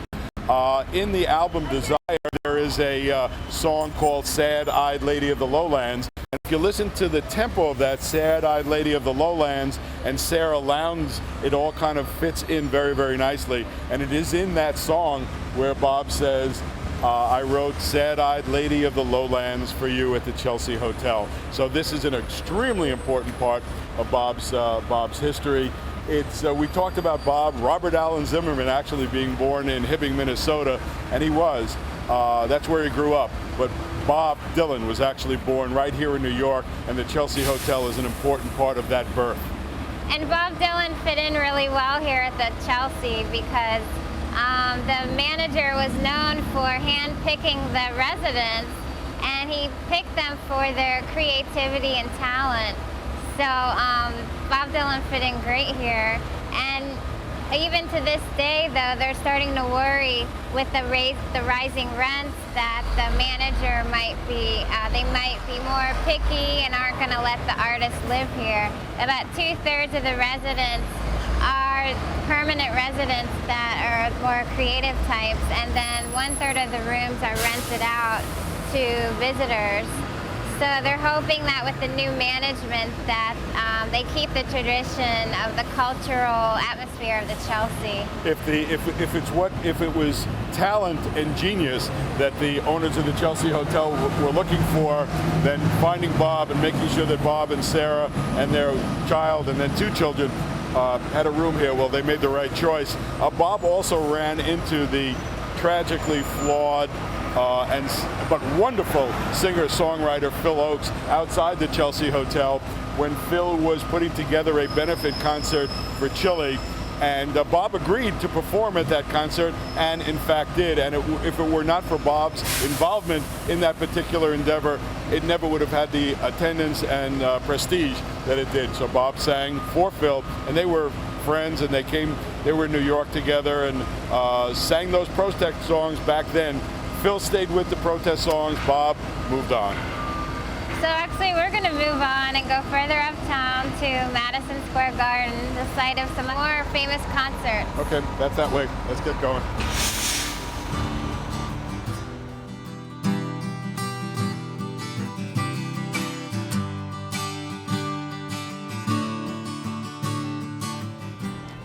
Well, we've just come from the Chelsea Hotel. What a place that is. Yeah. And we are now here at Madison Square Garden. And this is actually the fourth incarnation of Madison Square Garden. The first one was built by P.T. Barnum. And the second one was, the architect for the second one was Stanford White, who was the same architect for the arch at Washington Square Park. Stanford White had a penthouse apartment right on top of the second Madison Square Garden, and he was brutally murdered by the husband of Evelyn Nesbit, who had been his underage mistress before she got married. But the guy who married Ms. Nesbit was unhappy and jealous for a long, long time and went up to the penthouse and murdered Stanford White. The third Madison Square Garden was up on 49th and 50th Street and 8th Avenue, and here we are at the fourth one. The first two, by the way, were built on Madison Square, which is at the corner of 5th Avenue and Broadway and 23rd Street. And right now there's a park there, and some people say the best hot dogs in New York are sold in Madison Square Park. But I don't know, I've never had one, but the lines are always incredibly long. They really are. Madison Square Garden is located at 33rd Street and 7th Avenue, and there's a lot of famous buildings and shops around here. Yeah, this is actually a very interesting part of town, so if you're coming to New York to do some touring, this area is someplace you ought to check out also. 34th Street and 7th Avenue is where Macy's is. Macy's is the world's largest department store, and it goes from 34th Street and 7th Avenue all the way over to 34th Street and 6th Avenue. And it's a wonderful building. One of the most interesting parts about Macy's is they have escalators in there that must be from 1920, and they're just beautiful. They're wood, they're carved, they move slowly and make a lot of noise. They're really interesting. A little bit further down 34th Street is the Empire State Building, where King Kong met his untimely demise. And one last thing ought to be said about Madison Square Garden. Penn Station used to be here, and it was the destruction of Penn Station that started the building preservation movement here in New York. And of course, Bob Dylan has played several times here over the years. There was the big Concert for Bangladesh concert in 1971 that was organized by George Harrison. That was terrific. I was at that one. Great, great concert. Cool. There was a benefit concert that Dylan did during the Rolling Thunder Revue tour, and that was for Reuben Carter, who Bob Dylan actually wrote a song for called Hurricane. Correct. And Reuben Carter was basically, a lot of people believed he was falsely accused of murder. So that concert was a fundraiser to help for his legal fees. Correct. And then there was the 30th anniversary for Bob Dylan's recording career. That was held in 1992. All-star studded cast appeared with Bob Dylan here. Sure did. And one more was the joint Bob Dylan and Paul Simon tour in 1999. Right. I've seen Bob play here a couple of times. Bob has come here for a couple of reasons that I know of specifically. Bob's a big fan of boxing, and Bob, in spite of his song "Who Killed Davy Moore," which can be perceived as an anti-boxing song, Bob has been here to see boxing matches. I know that because the disc jockey on WFUV, Pete Fornatel, was here at a boxing match and ran into Bob. And they went for a drink afterwards, and Pete Fornatel still has the glass that he went drinking with Bob with. He cherishes that glass. I've seen Bob perform here. I saw him perform here soon after September 11th. I saw him perform here, which was an extremely moving concert, just coming into the city right after September 11th, and then having Bob perform here. It was one of the best concerts that he has ever given, from my point of view. And Anthony DeCurtis, who is a writer for Rolling Stone, written a couple of books as well, was at the Dylan class, and he told a wonderful story. He interviewed Jacob Dylan not too long ago, and Jacob was willing to talk about his dad for a little bit. And he said, Jacob said that he and his father came here to see the Rolling Stones perform one night, and they were sitting in the audience watching the Stones, and everybody was going crazy, man, just pure madness. And Jacob realized that he was sitting next to the only guy in the world who was cooler than Mick and cooler than the Stones, and he's absolutely right. That's a great story. So yeah, if you're ever in town, definitely check out a show here at Madison Square Garden. Definitely. And we're gonna head uptown to Times Square to another concert venue called the Town Hall. Yeah, I have some personal things to tell you about Town Hall as well. It's this way. Let's go.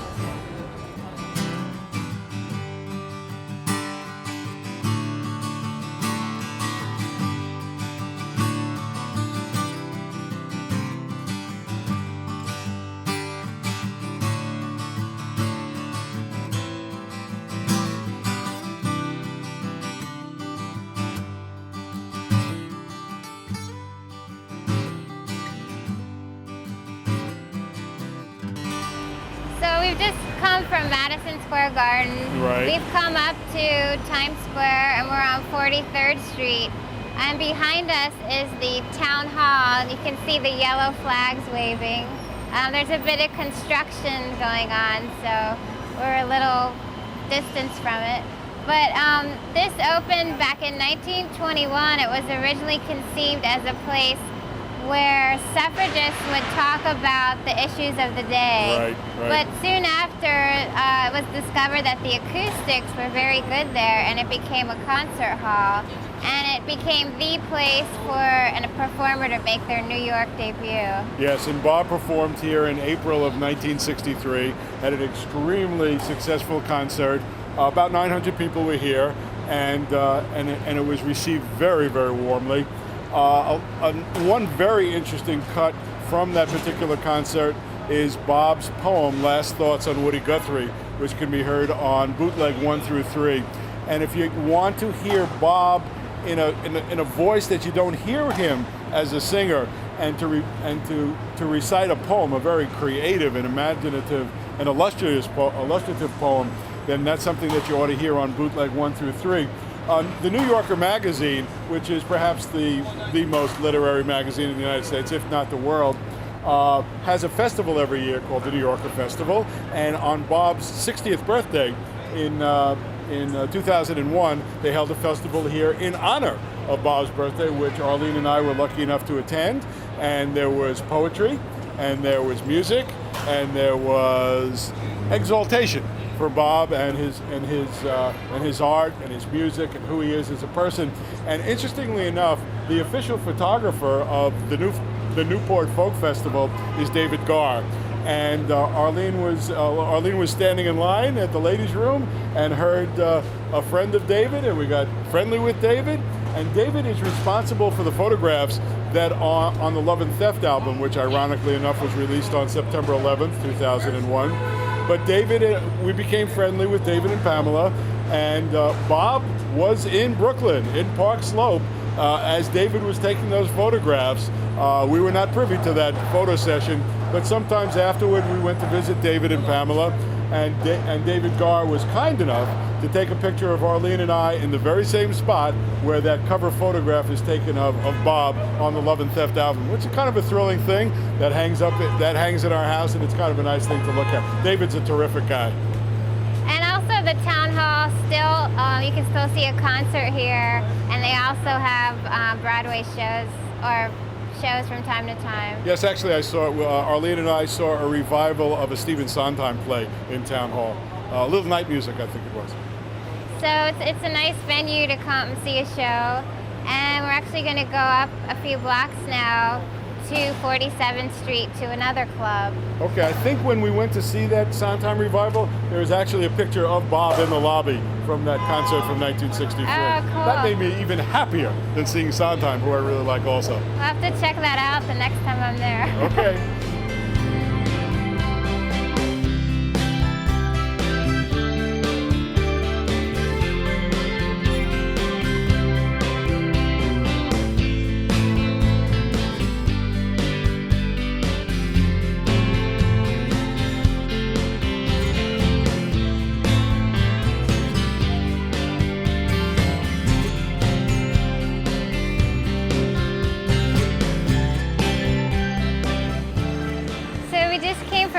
Hall in Midtown.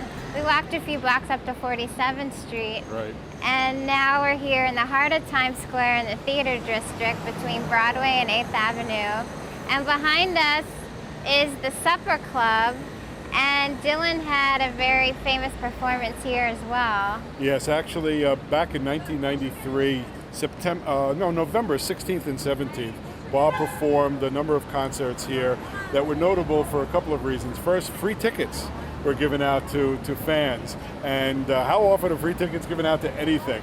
But that's the kind of thing that Bob does. So the fans who came and were able to get the free tickets were really privileged to see Bob for free in a small venue. And seeing Bob in a small venue is a wonderful experience. I mean, he's playing minor league ballparks recently, and of course he plays Madison Square Garden, he plays big venues. But when you can see him in a small, intimate environment, like he did up in Toad's Club up in New Haven and here at the Supper Club, it just makes the experience that much better. You can really communicate much more passionately and closely with Bob. So this is really good. And you can see the interior of the Supper Club if you look at the Highway 61 interactive CDs. You can see what that looked like. This Supper Club was reminiscent of the great nightclubs of the 40s and 50s.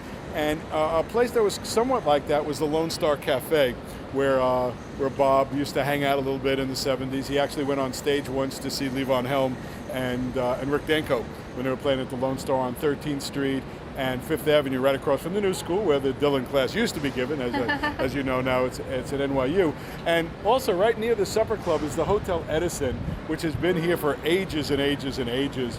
And when it was a place that performers, actors, actresses, because we're right in the middle of Times Square, and in Times Square you have actors and actresses, performers at the old nightclubs. When they were finished with their performance, they needed a place to hang out with other actors and actresses and performers and have a meal. This had old, kind of the meals that people really, really enjoyed.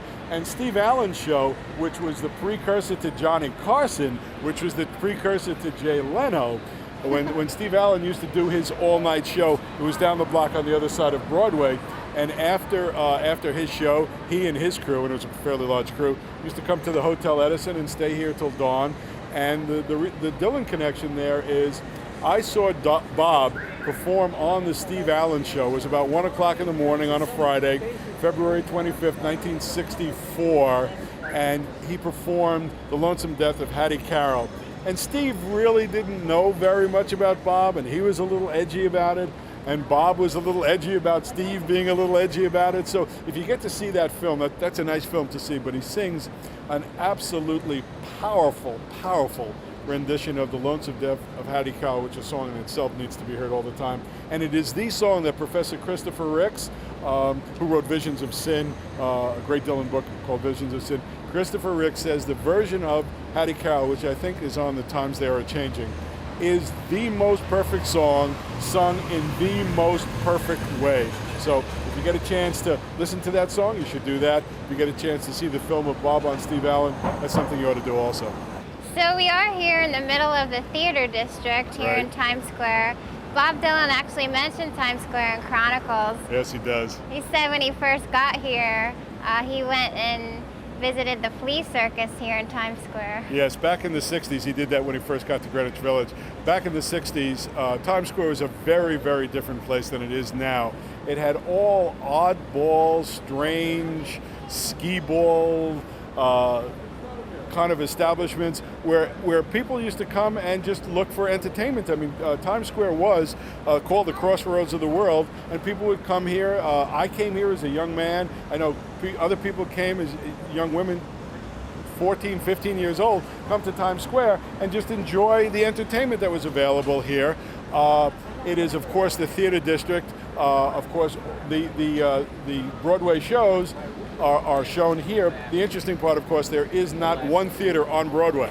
I mean, Broadway and 7th Avenue come together in this section, and there's not one legitimate theater on Broadway, which is kind of an interesting thing. Most of them are on the side streets. We're on 47th. It goes all the way up to 53rd and down to 42nd, but none on Broadway. Makes it very, very interesting. But Broadway is, again, the kind of thing that a tourist or somebody coming to New York, you have to experience it. You should come here, you should go see a couple of plays, should go see some live music, and if you happen to be here on New Year's Eve and want to hang out with about 500,000 people, well, you can ring in the new year right on Times Square, which is right there.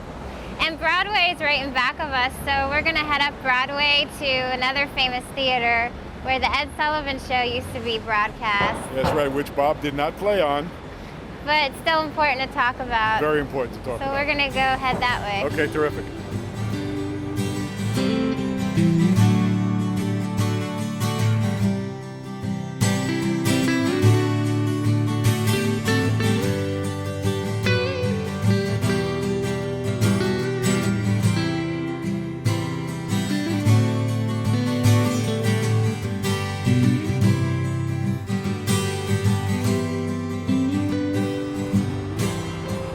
Well, we're coming from the Supper Club. Supper Club was an interesting venue, and we're coming to an extremely important place in Dillon history, and that's in front of the Ed Sullivan Theater, which is located right here at 1697 Broadway.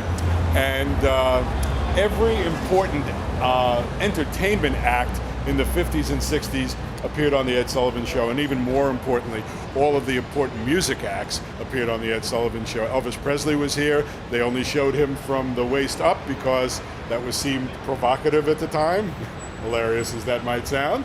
Of course, the Beatles made their American debut on Ed Sullivan, and I think kids who were born yesterday know that the Beatles made their debut on the Ed Sullivan Show, and if you get a chance to see those movies or kinescopes, it's always terrific to see. The Stones were on, Herman's Hermits were on, the Doors were on, everybody was on. Well, not everybody was on. Yeah, unfortunately, Bob Dylan never appeared on the show. He was scheduled to appear on May 12, 1963, but during the rehearsal, the executives asked him to play a less controversial song than Talkin' John Birch Society Blues. He immediately refused and got up and left the studio. He never appeared on the show, but later, more recently, he expressed regret for not being on the show.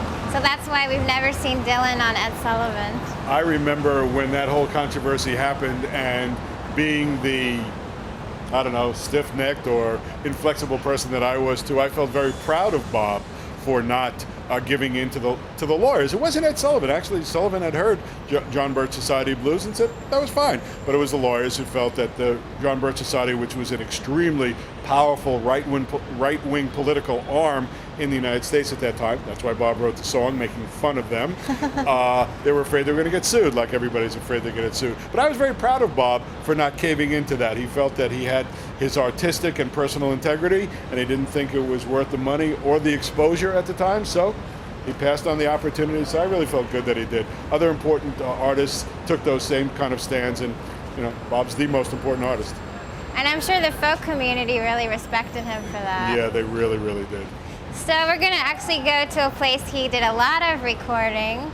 That's the old Columbia recording studios on 52nd Street. Right, that's where the records were launched. We're going to walk down Broadway, and it should be noted that Twyla Tharp, the great dance innovator, created a show of Bob's music not too long ago called The Times They Are A-Changing that played on Broadway that Arlene and I saw, and it was not well received by either the Broadway community, the general arts community, and even more specifically the Dillon community. But we can still walk down Broadway. Right.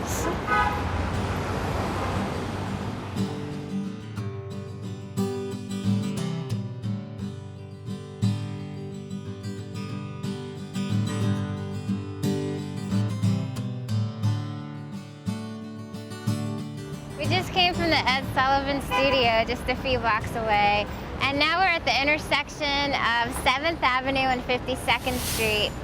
And back in the 60s, the address was 799 7th Avenue. This is where Columbia Recording Studios was.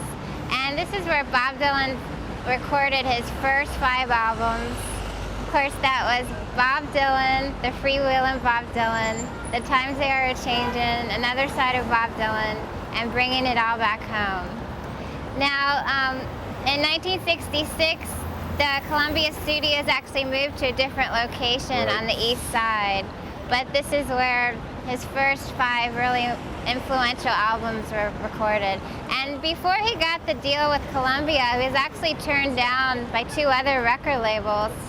One was called Folkways, which was a Smithsonian label. Right. And And Izzy Young also tried to get him signed on Vanguard Records, but they turned him down as well. Yeah, there were a number of record labels that turned him down. And Bob actually was inspired by the folk community to try to get on one of those important labels. I think Joan was on Vanguard, maybe Elektra, I'm not sure.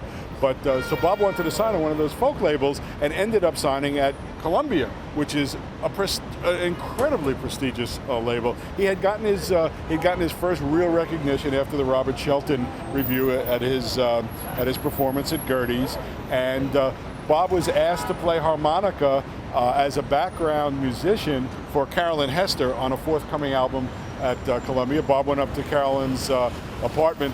Carolyn was a guest at the class, and John Hammond was there because he was producing that album, and that's when he really and truly fell in love with Bob. And if you get a chance, listen to that Carolyn Hester album, especially the cut "I'll Fly Away," and you'll hear Bob playing an extraordinary harmonica. It's really, really, really good. He had a good time doing that, and he and Carolyn have remained friends. They really have.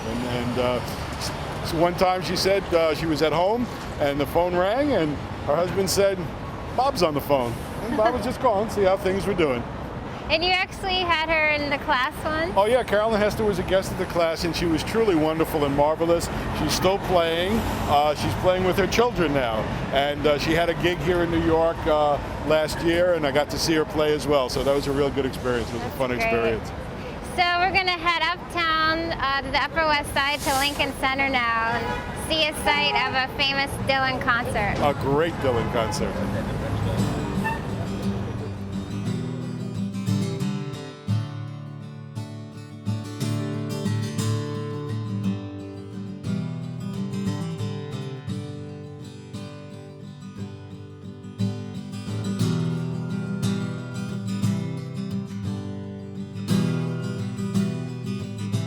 We just came from 52nd Street, where Columbia Studios was. Now we're on the Upper West Side at Lincoln Center, which is 65th Street and Broadway. And Lincoln Center is a performing arts center in New York. It's home to 4 of the big arts organizations: Metropolitan Opera, New York City Opera, New York Ballet, and the New York Philharmonic. Right. Now, back in 1964, Bob Dylan recorded a live album here on Halloween, October 31st. And it was a really popular recording, but it actually didn't get released for quite some time. Yeah, actually it was bootlegged for a long time, and it was one of the most popular bootlegs. There's a lot of interaction between Bob and the audience in this particular concert, and it was eventually released on the bootleg series called Live 64. In that concert, Bob says, "I've got my Bob Dylan mask on. I'm masquerading," which, again, because Bob is so brilliant and exciting, that has many, many different levels.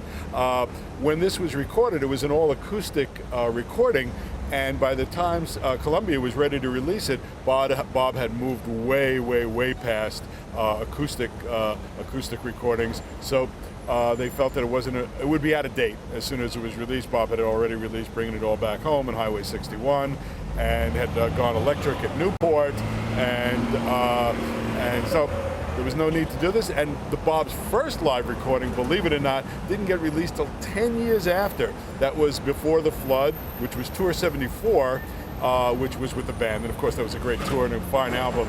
But this in and itself is something that every Dylan fan should be listening to. Bob is at his fantastic, humorous, hilarious best, besides being the great musician and artist that he is. Yeah, this is definitely my favorite album, and he also brings Joan Baez on stage at the end to sing 4 songs together. And also there's 2 songs that weren't released on any of his records. One of them, Who Killed Davy Moore. Right. And so it's just a really great example of his genius, I think. Oh yeah, it really is. One of the songs that Joan and Bob sang together is "Mama, You've Been on My Mind," and Bob really plays with her on that. He hesitates, he goes faster. She's saying, "Mama, you've been on my mind," "Bobby, you've been on my mind," kind of, and Bob is just like making it kind of difficult, which is what he does in his creative process all the time, and that's really interesting. One of the things that are part of this concert, he wrote a poem I think it's called Advice for Geraldine on Her Miscellaneous Birthday, that he recites here during this concert. And in that, he warns against going out too far, and he warns that people won't really recognize what you're doing if you do that. That's his advice to Geraldine. And of course, ironically, that's what happened to him when he went electric. So that's kind of a fun thing that happens beforehand, and perhaps prescient, you don't know. But again, with Bob, it's always interesting to listen, and sometimes he may know the future before the rest of us. I don't know. So actually this CD came out in 2005. Right. And it's in the Bootleg series, Volume 6. Right. Bob Dylan, Live 1964. And at the time it was called Philharmonic Hall, and now it's called Avery Fisher Hall. Yes, actually Lincoln Center is the site where West Side Story was actually took place. You know, the great Sondheim, Bernstein, and Jerome Robbins musical from the 60s. This used to be very poor housing where that story takes place. This all got leveled during a renovation of the city, and they took away that bad housing, created Lincoln Center, which is the heart of the cultural scene in New York, and it's right near Fordham Law School. So this is a great part of town. So now we're going to head over to Carnegie Hall, which is further east in Midtown, just where Dylan had another historic concert performance. Yeah, I actually had two. One that was not well attended, and then one that really set the stage for the rest of his career. Yeah, let's head over.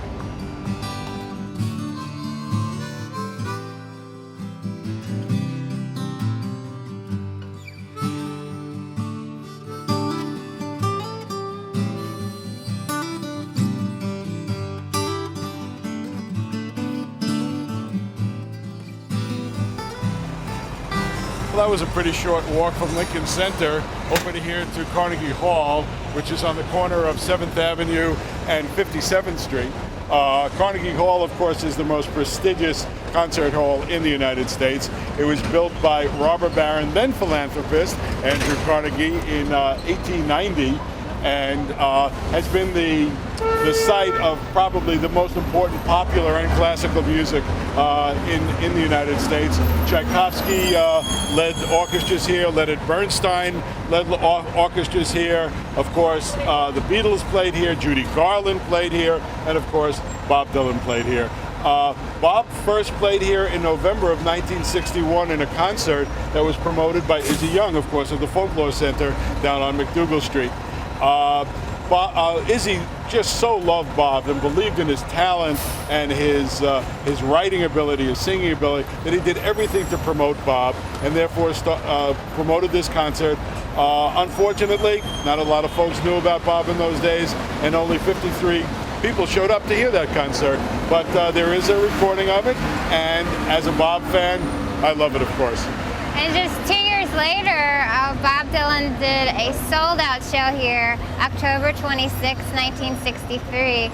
So things changed quite quickly for him. He earned $8,000, which was a big sum in those days. And his parents actually flew in from Hibbing to attend the concert.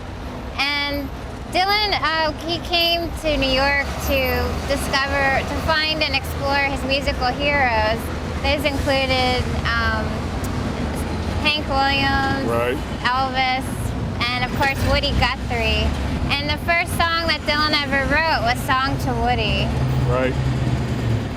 As most Dylan fans know, Bob came to New York to try to find Woody Guthrie. Woody Guthrie was his cultural and musical hero, and so he came here looking for Woody, and it wasn't too long until he met him, and they became friends. I think Woody said that Bob used to sing songs for him and bring him cigarettes. But Bob originally came out and went out to Howard Beach, which was the home where he thought Woody was living. So Bob traipses out to Queens, knocks on the door, and Nora Guthrie, Woody's daughter, answers the door, and Bob says, and this is according to Nora, because Nora was at our class, so Nora told us that story firsthand, and Nora said, knocked on the door, here's this guy. There are always guys coming to see Woody, and all those guys that came to see Woody always looked exactly like Bob looked. So she said, Woody's not here, closed the door, and went back into watching American Bandstand, the Dick Clark dance show of that period, because she was trying to learn some new dance that the Dick Clark dancers were trying to teach. Bob, being persistent, knocked on the door once again. She answered it. She said, "I told you he's not here," and closed it. Bob's not giving up. You know, when you come from Hibbing, Minnesota to meet Woody, you're not giving up after 2 slammed doors. Knocks on the door again, and this time Arlo answers the door. And of course, Arlo of Alice's Restaurant fame and other fame as well.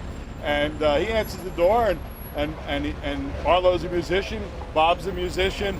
Arlo invites him in, and they get to meet one another. They get to meet Nora and Arlo's mother, Marjorie, who was a principal dancer and teacher with the Martha Graham Dance Company down at the New School. And then he finds out how to find Bob, which is basically out at the Gleasons in East Orange, New Jersey. The Gleasons loved Woody and used to take him out of the hospital every weekend and bring him to their house in New Jersey and give him some kind of comfort and enjoyment in those parts of his life when he was just extremely sick with Huntington's chorea. And then Bob used to go there, and they used to play and have hootenannies, and Ramblin' Jack Elliott was there, and all kinds of folk musicians used to show up at the Gleasons and be there. But it thrilled Bob. It thrilled Bob no end. You have a hero, and you finally get to meet him. That's just an extraordinary, wonderful time for Bob. It really was. And Bob numerous times cites Woody as a huge influence on him. As early as the Freewheelin' album, he writes, the most important thing he learned was from Woody Guthrie. I can't remember the exact quote. But all through his career, Bob always sings Woody's praises. And Bob actually came out of seclusion right after his motorcycle accident. He was spending all his time in Woodstock. But then when Woody died in 1967, Bob actually came out of seclusion to perform at Woody's memorial concert, which was actually here at Carnegie Hall in January of 1968. Right. Nora was at that concert. She was just a young woman, and I asked her in class whether it bothered her that Bob played more hard rock version of Woody's music as opposed to the acoustic and more simplified version. And she said, "No, it was great.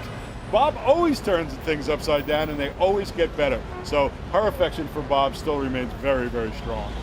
And actually right on the same block here at 250 West 57th Street is where the Woody Guthrie archives are. So it's really good to keep his history alive. Yes, and his daughter runs it. Yes, his daughter Nora runs it, and her daughter, Nora's daughter, Anna, is also part of keeping the archive, the Woody Guthrie archives alive.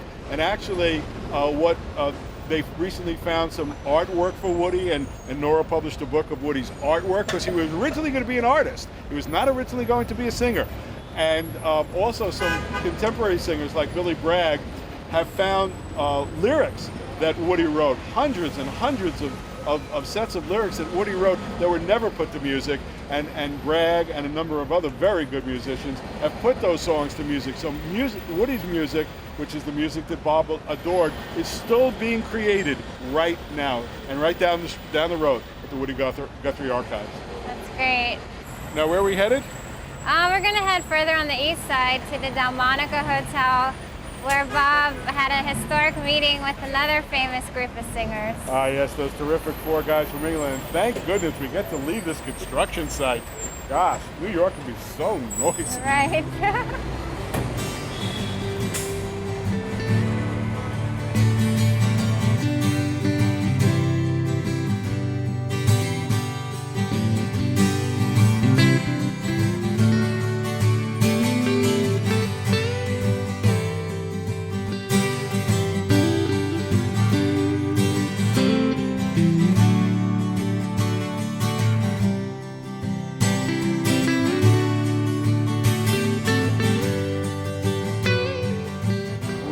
Just walked over from Carnegie Hall. New York City is very much a walking city. People who come to visit it for the first time are amazed that what New Yorkers do primarily, besides take taxi cabs, is walk around the town, and so much of it is reachable by a short walk that it makes New York a very walkable town. We walk by Central Park, which is always a beautiful place to walk by, as you know, created by Frederick Law Olmsted and Calvert Vaux. They made Central Park. They also made Prospect Park in Brooklyn, and I grew up growing up in Brooklyn. Prospect Park was the place that I went to.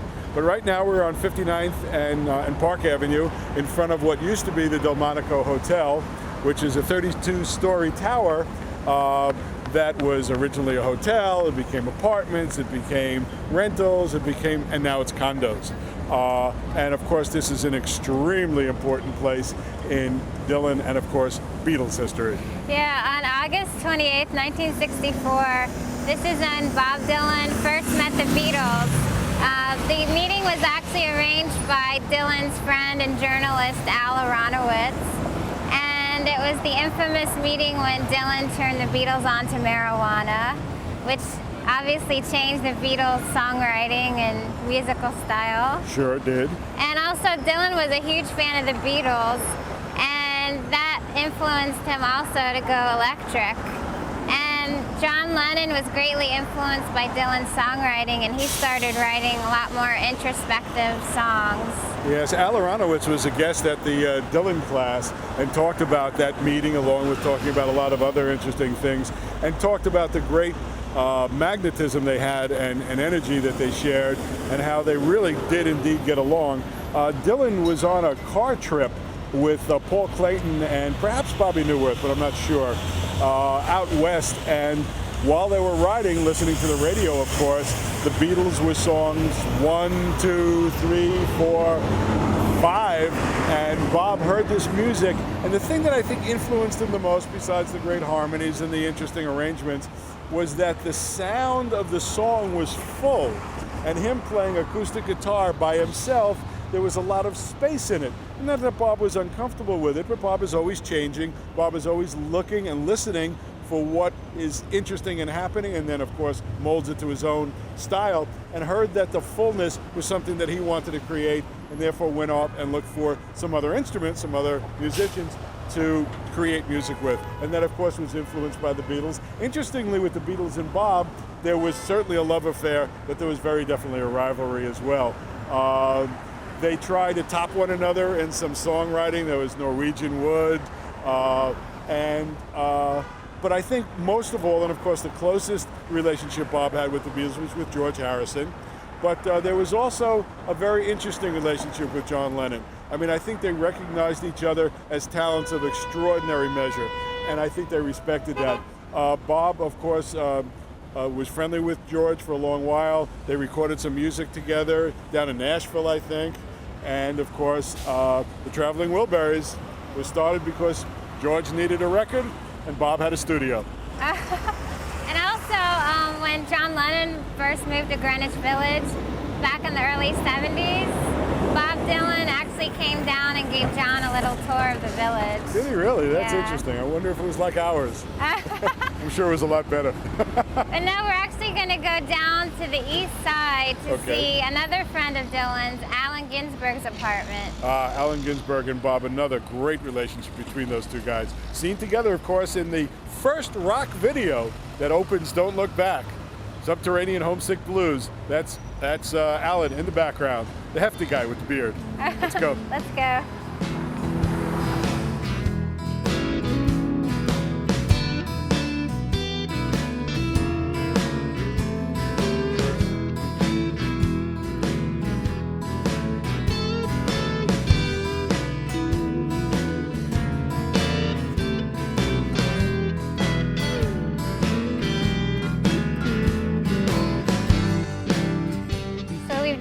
From the Delmonico Hotel on the Upper East Side, and now we're down on the Lower East Side, 206 East 7th Street. This was the former apartment of the famous poet from the Beat generation, Allen Ginsberg.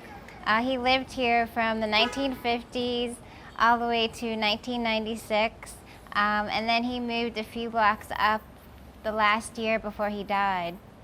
Now, he first met Bob Dylan in 1963. They were introduced by Dylan's friend Al Aronowitz, and they became lifelong friends. And Ginsberg actually appears in the sequence of Subterranean Homesick Blues in the famous Don't Look Back movie.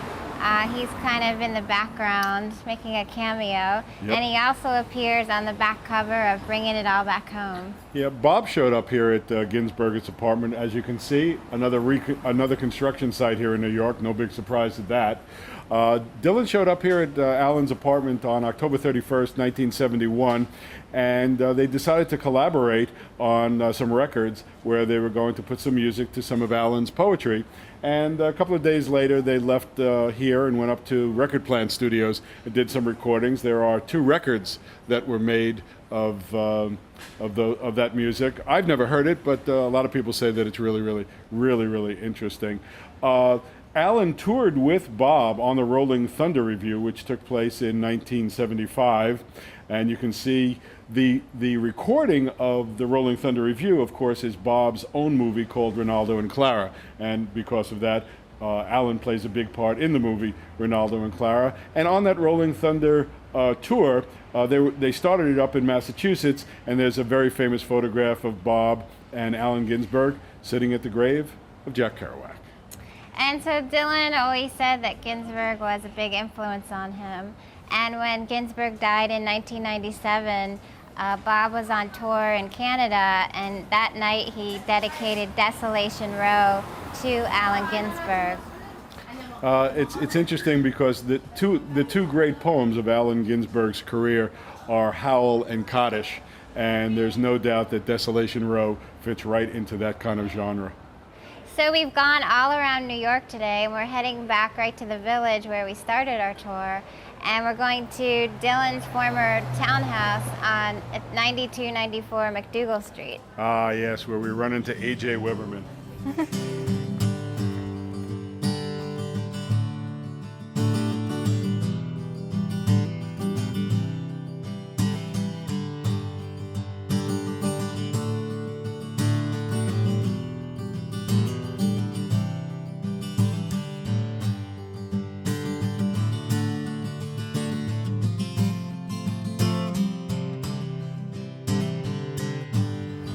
So we just came from Allen Ginsberg's apartment on the east side, and now we're back here in Greenwich Village on McDougal Street.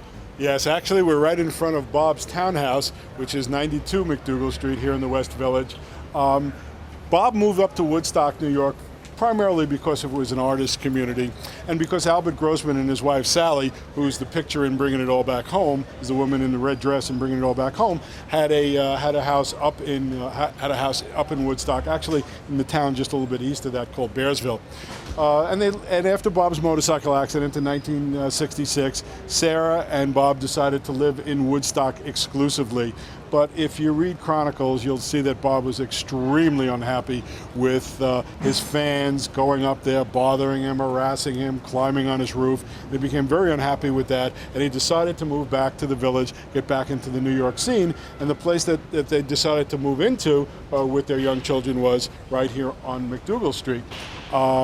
Unfortunately, Bob did not get the privacy that he was hoping for here on McDougal Street, and the person who bothered him the most was a real passionate Dylan fan by the name of A.J. Weberman, who felt that Bob had sold out. Bob had given up on the music that Weberman thought that Bob should be continuing to be involved in, thought that Bob had become a heroin addict, and just felt very unhappy with Bob and decided to try to figure Bob out by going through his garbage. There's one interesting thing that took place while Bob was living here, and this happened in the class, in the Dylan class. Jacques Levy was a guest at the class, and his wife used to be a waitress in the Italian espresso cafe right across the street from here. And she was a waitress here from Italy, and Bob used to go across the street every day in a hooded sweatshirt, drink cappuccino all day long, write in the way that he did on little scraps of paper.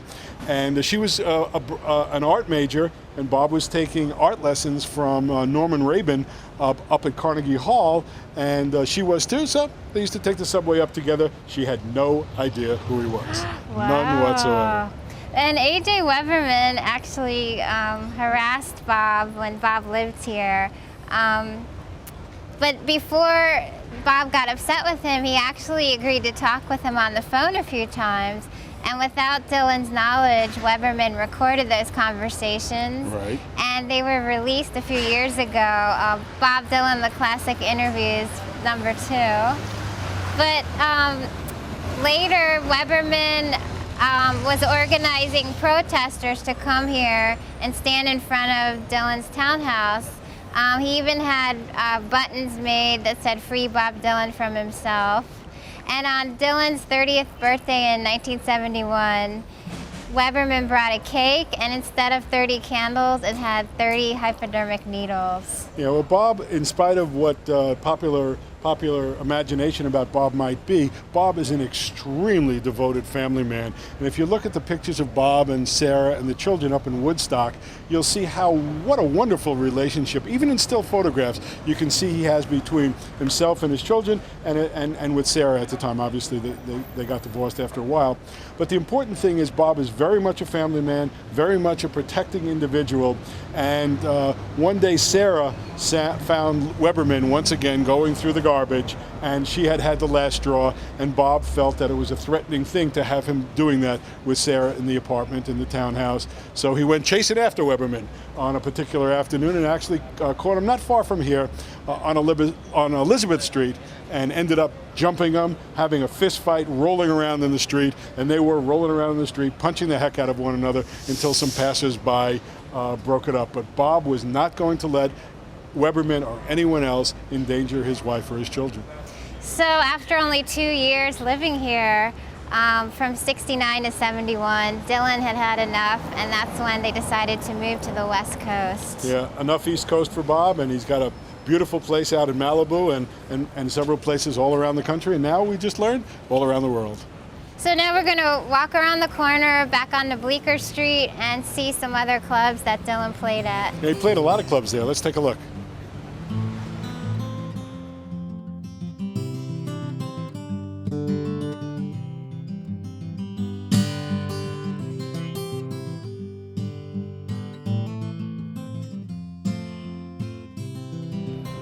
So we're walking down Bleecker Street, and we're here at 167 Bleecker.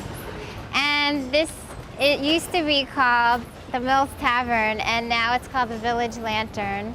And this is where Bob Dylan wrote his first song ever back in 1961 called Song to Woody. And on the original handwritten manuscript, Bob Dylan wrote that he wrote that song at the Mills Bar on February 14th for Woody Guthrie. That song melodically is based after Woody's song 1913 Massacre, although the music for 1913 Massacre might actually be taken from an earlier song. Woody and Bob, like folk musicians of that time, the time before, and the time now, often take existing melodies and either massage them a little bit or even use them in total. So it's possible that that melody is even borrowed. But Woody had a tremendous influence on Bob, both the way he dressed, the way he spoke, the way he sang, and the music that he wrote. And of course, Song to Woody is one of the 2 original compositions that appear on the first album. And Bob really loved that song, and it's one of those songs that really captured the imagination of the folk community at the time, because everybody loves Woody. And we're going to walk just a few doors down now to another folk club, Village Gate. Ah, yes, Arc de Lugos Village Gate. That was a good place. Yeah, let's take a walk.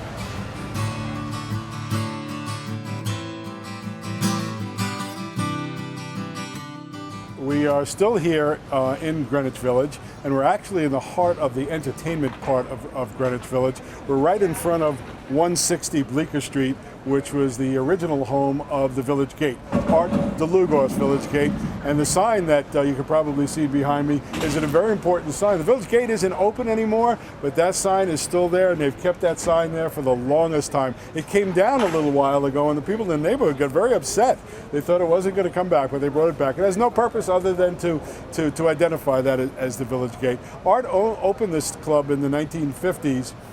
In the basement of the Mills House, #1, which was a facility used to house transient men. And it became a very, very, very popular venue. I went here a lot of evenings, saw Dick Gregory, saw Bill Cosby, saw a lot of fine musicians here. And it was a wonderful place. It was very spacious, and I enjoyed being here. And the original entrance to the Village Gate was actually through a big metal gate on Thompson Street, and that's how the club got its name, Village Gate. And it was a popular hangout for over 30 years, but actually a lot of the rooms in the Mills house kind of surrounded the club. And one of Bob Dylan's friends named Chip Monk lived in one of these rooms. And this is where Bob Dylan wrote A Hard Rain's Gonna Fall in September of '62, right in that apartment. Yeah, I spoke to Art a number of times. Arlene and I were actually up in his apartment one evening, and one of the things that he really and truly regrets is that he never hired Bob to perform at the Village Gate. He just didn't see that Bob had that extraordinary talent and genius and skill that he had, and he regrets that. But Art's still around, still very much involved in the music community, and he's trying to raise funds right now to create a folk music museum of New York. That's something that we really should have in this city, and certainly somewhere right here in Greenwich Village. That would be great. I hope it works out. I hope we can get it going too. So we're going to walk just a few doors down to one more club, the Bitter End. Ah, that was really important in the mid-'70s for Bob. Yeah, let's check that out.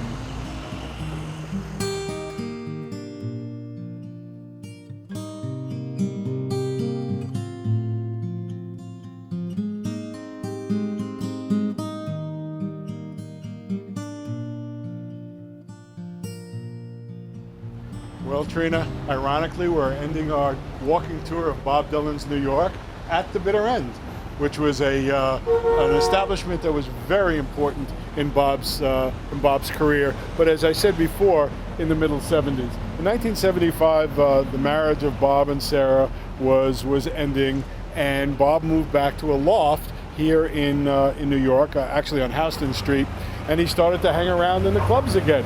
And this was one of the places that he came. He came here and saw Ramblin' Jack Elliott. He came here and went on stage with John Prine. He came here and made this one of his really, really important hangouts. Now, the owner of the club, Paul Colby, recently published a book about the history of the Bitter End. And of course, Dylan is mentioned several times in the book. And on the cover, they show a picture of Dylan with Patti Smith, who he met here at the Bitter End. Patti is a real big fan of Bob. Arlene and I saw Patti up at Lincoln Center in a tribute to Bob, and she sang Dark Eyes. It was just beautiful.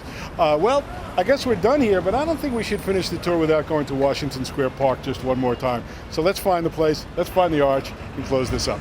That sounds great.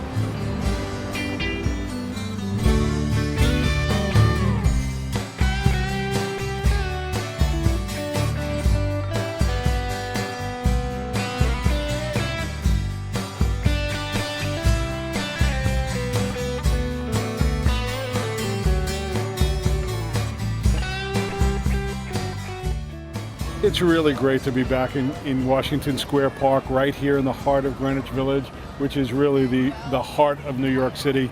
We went to see so many interesting places where Bob played, where Bob lived, and the importance of New York in developing Bob as a person, as an artist, as a singer, as a songwriter, can't be overstressed. And it's just terrific. We've got the Empire State Building in the background. We've got the park in front of us. What a great time we had. Yeah, we went all over New York today. We started out right here in the Village, went uptown, downtown, over to Forest Hills and Queens, and we had a great time. So we really encourage you to come and explore Greenwich Village in New York City for yourself and see all the famous sites linked with Bob Dylan. Yes, discover a little bit more about Bob, discover something about the city, discover something about yourself. You'll really enjoy it. So I'm Trina Unicos. And I'm Bob Levinson. And thanks a lot for watching. Yeah, take care.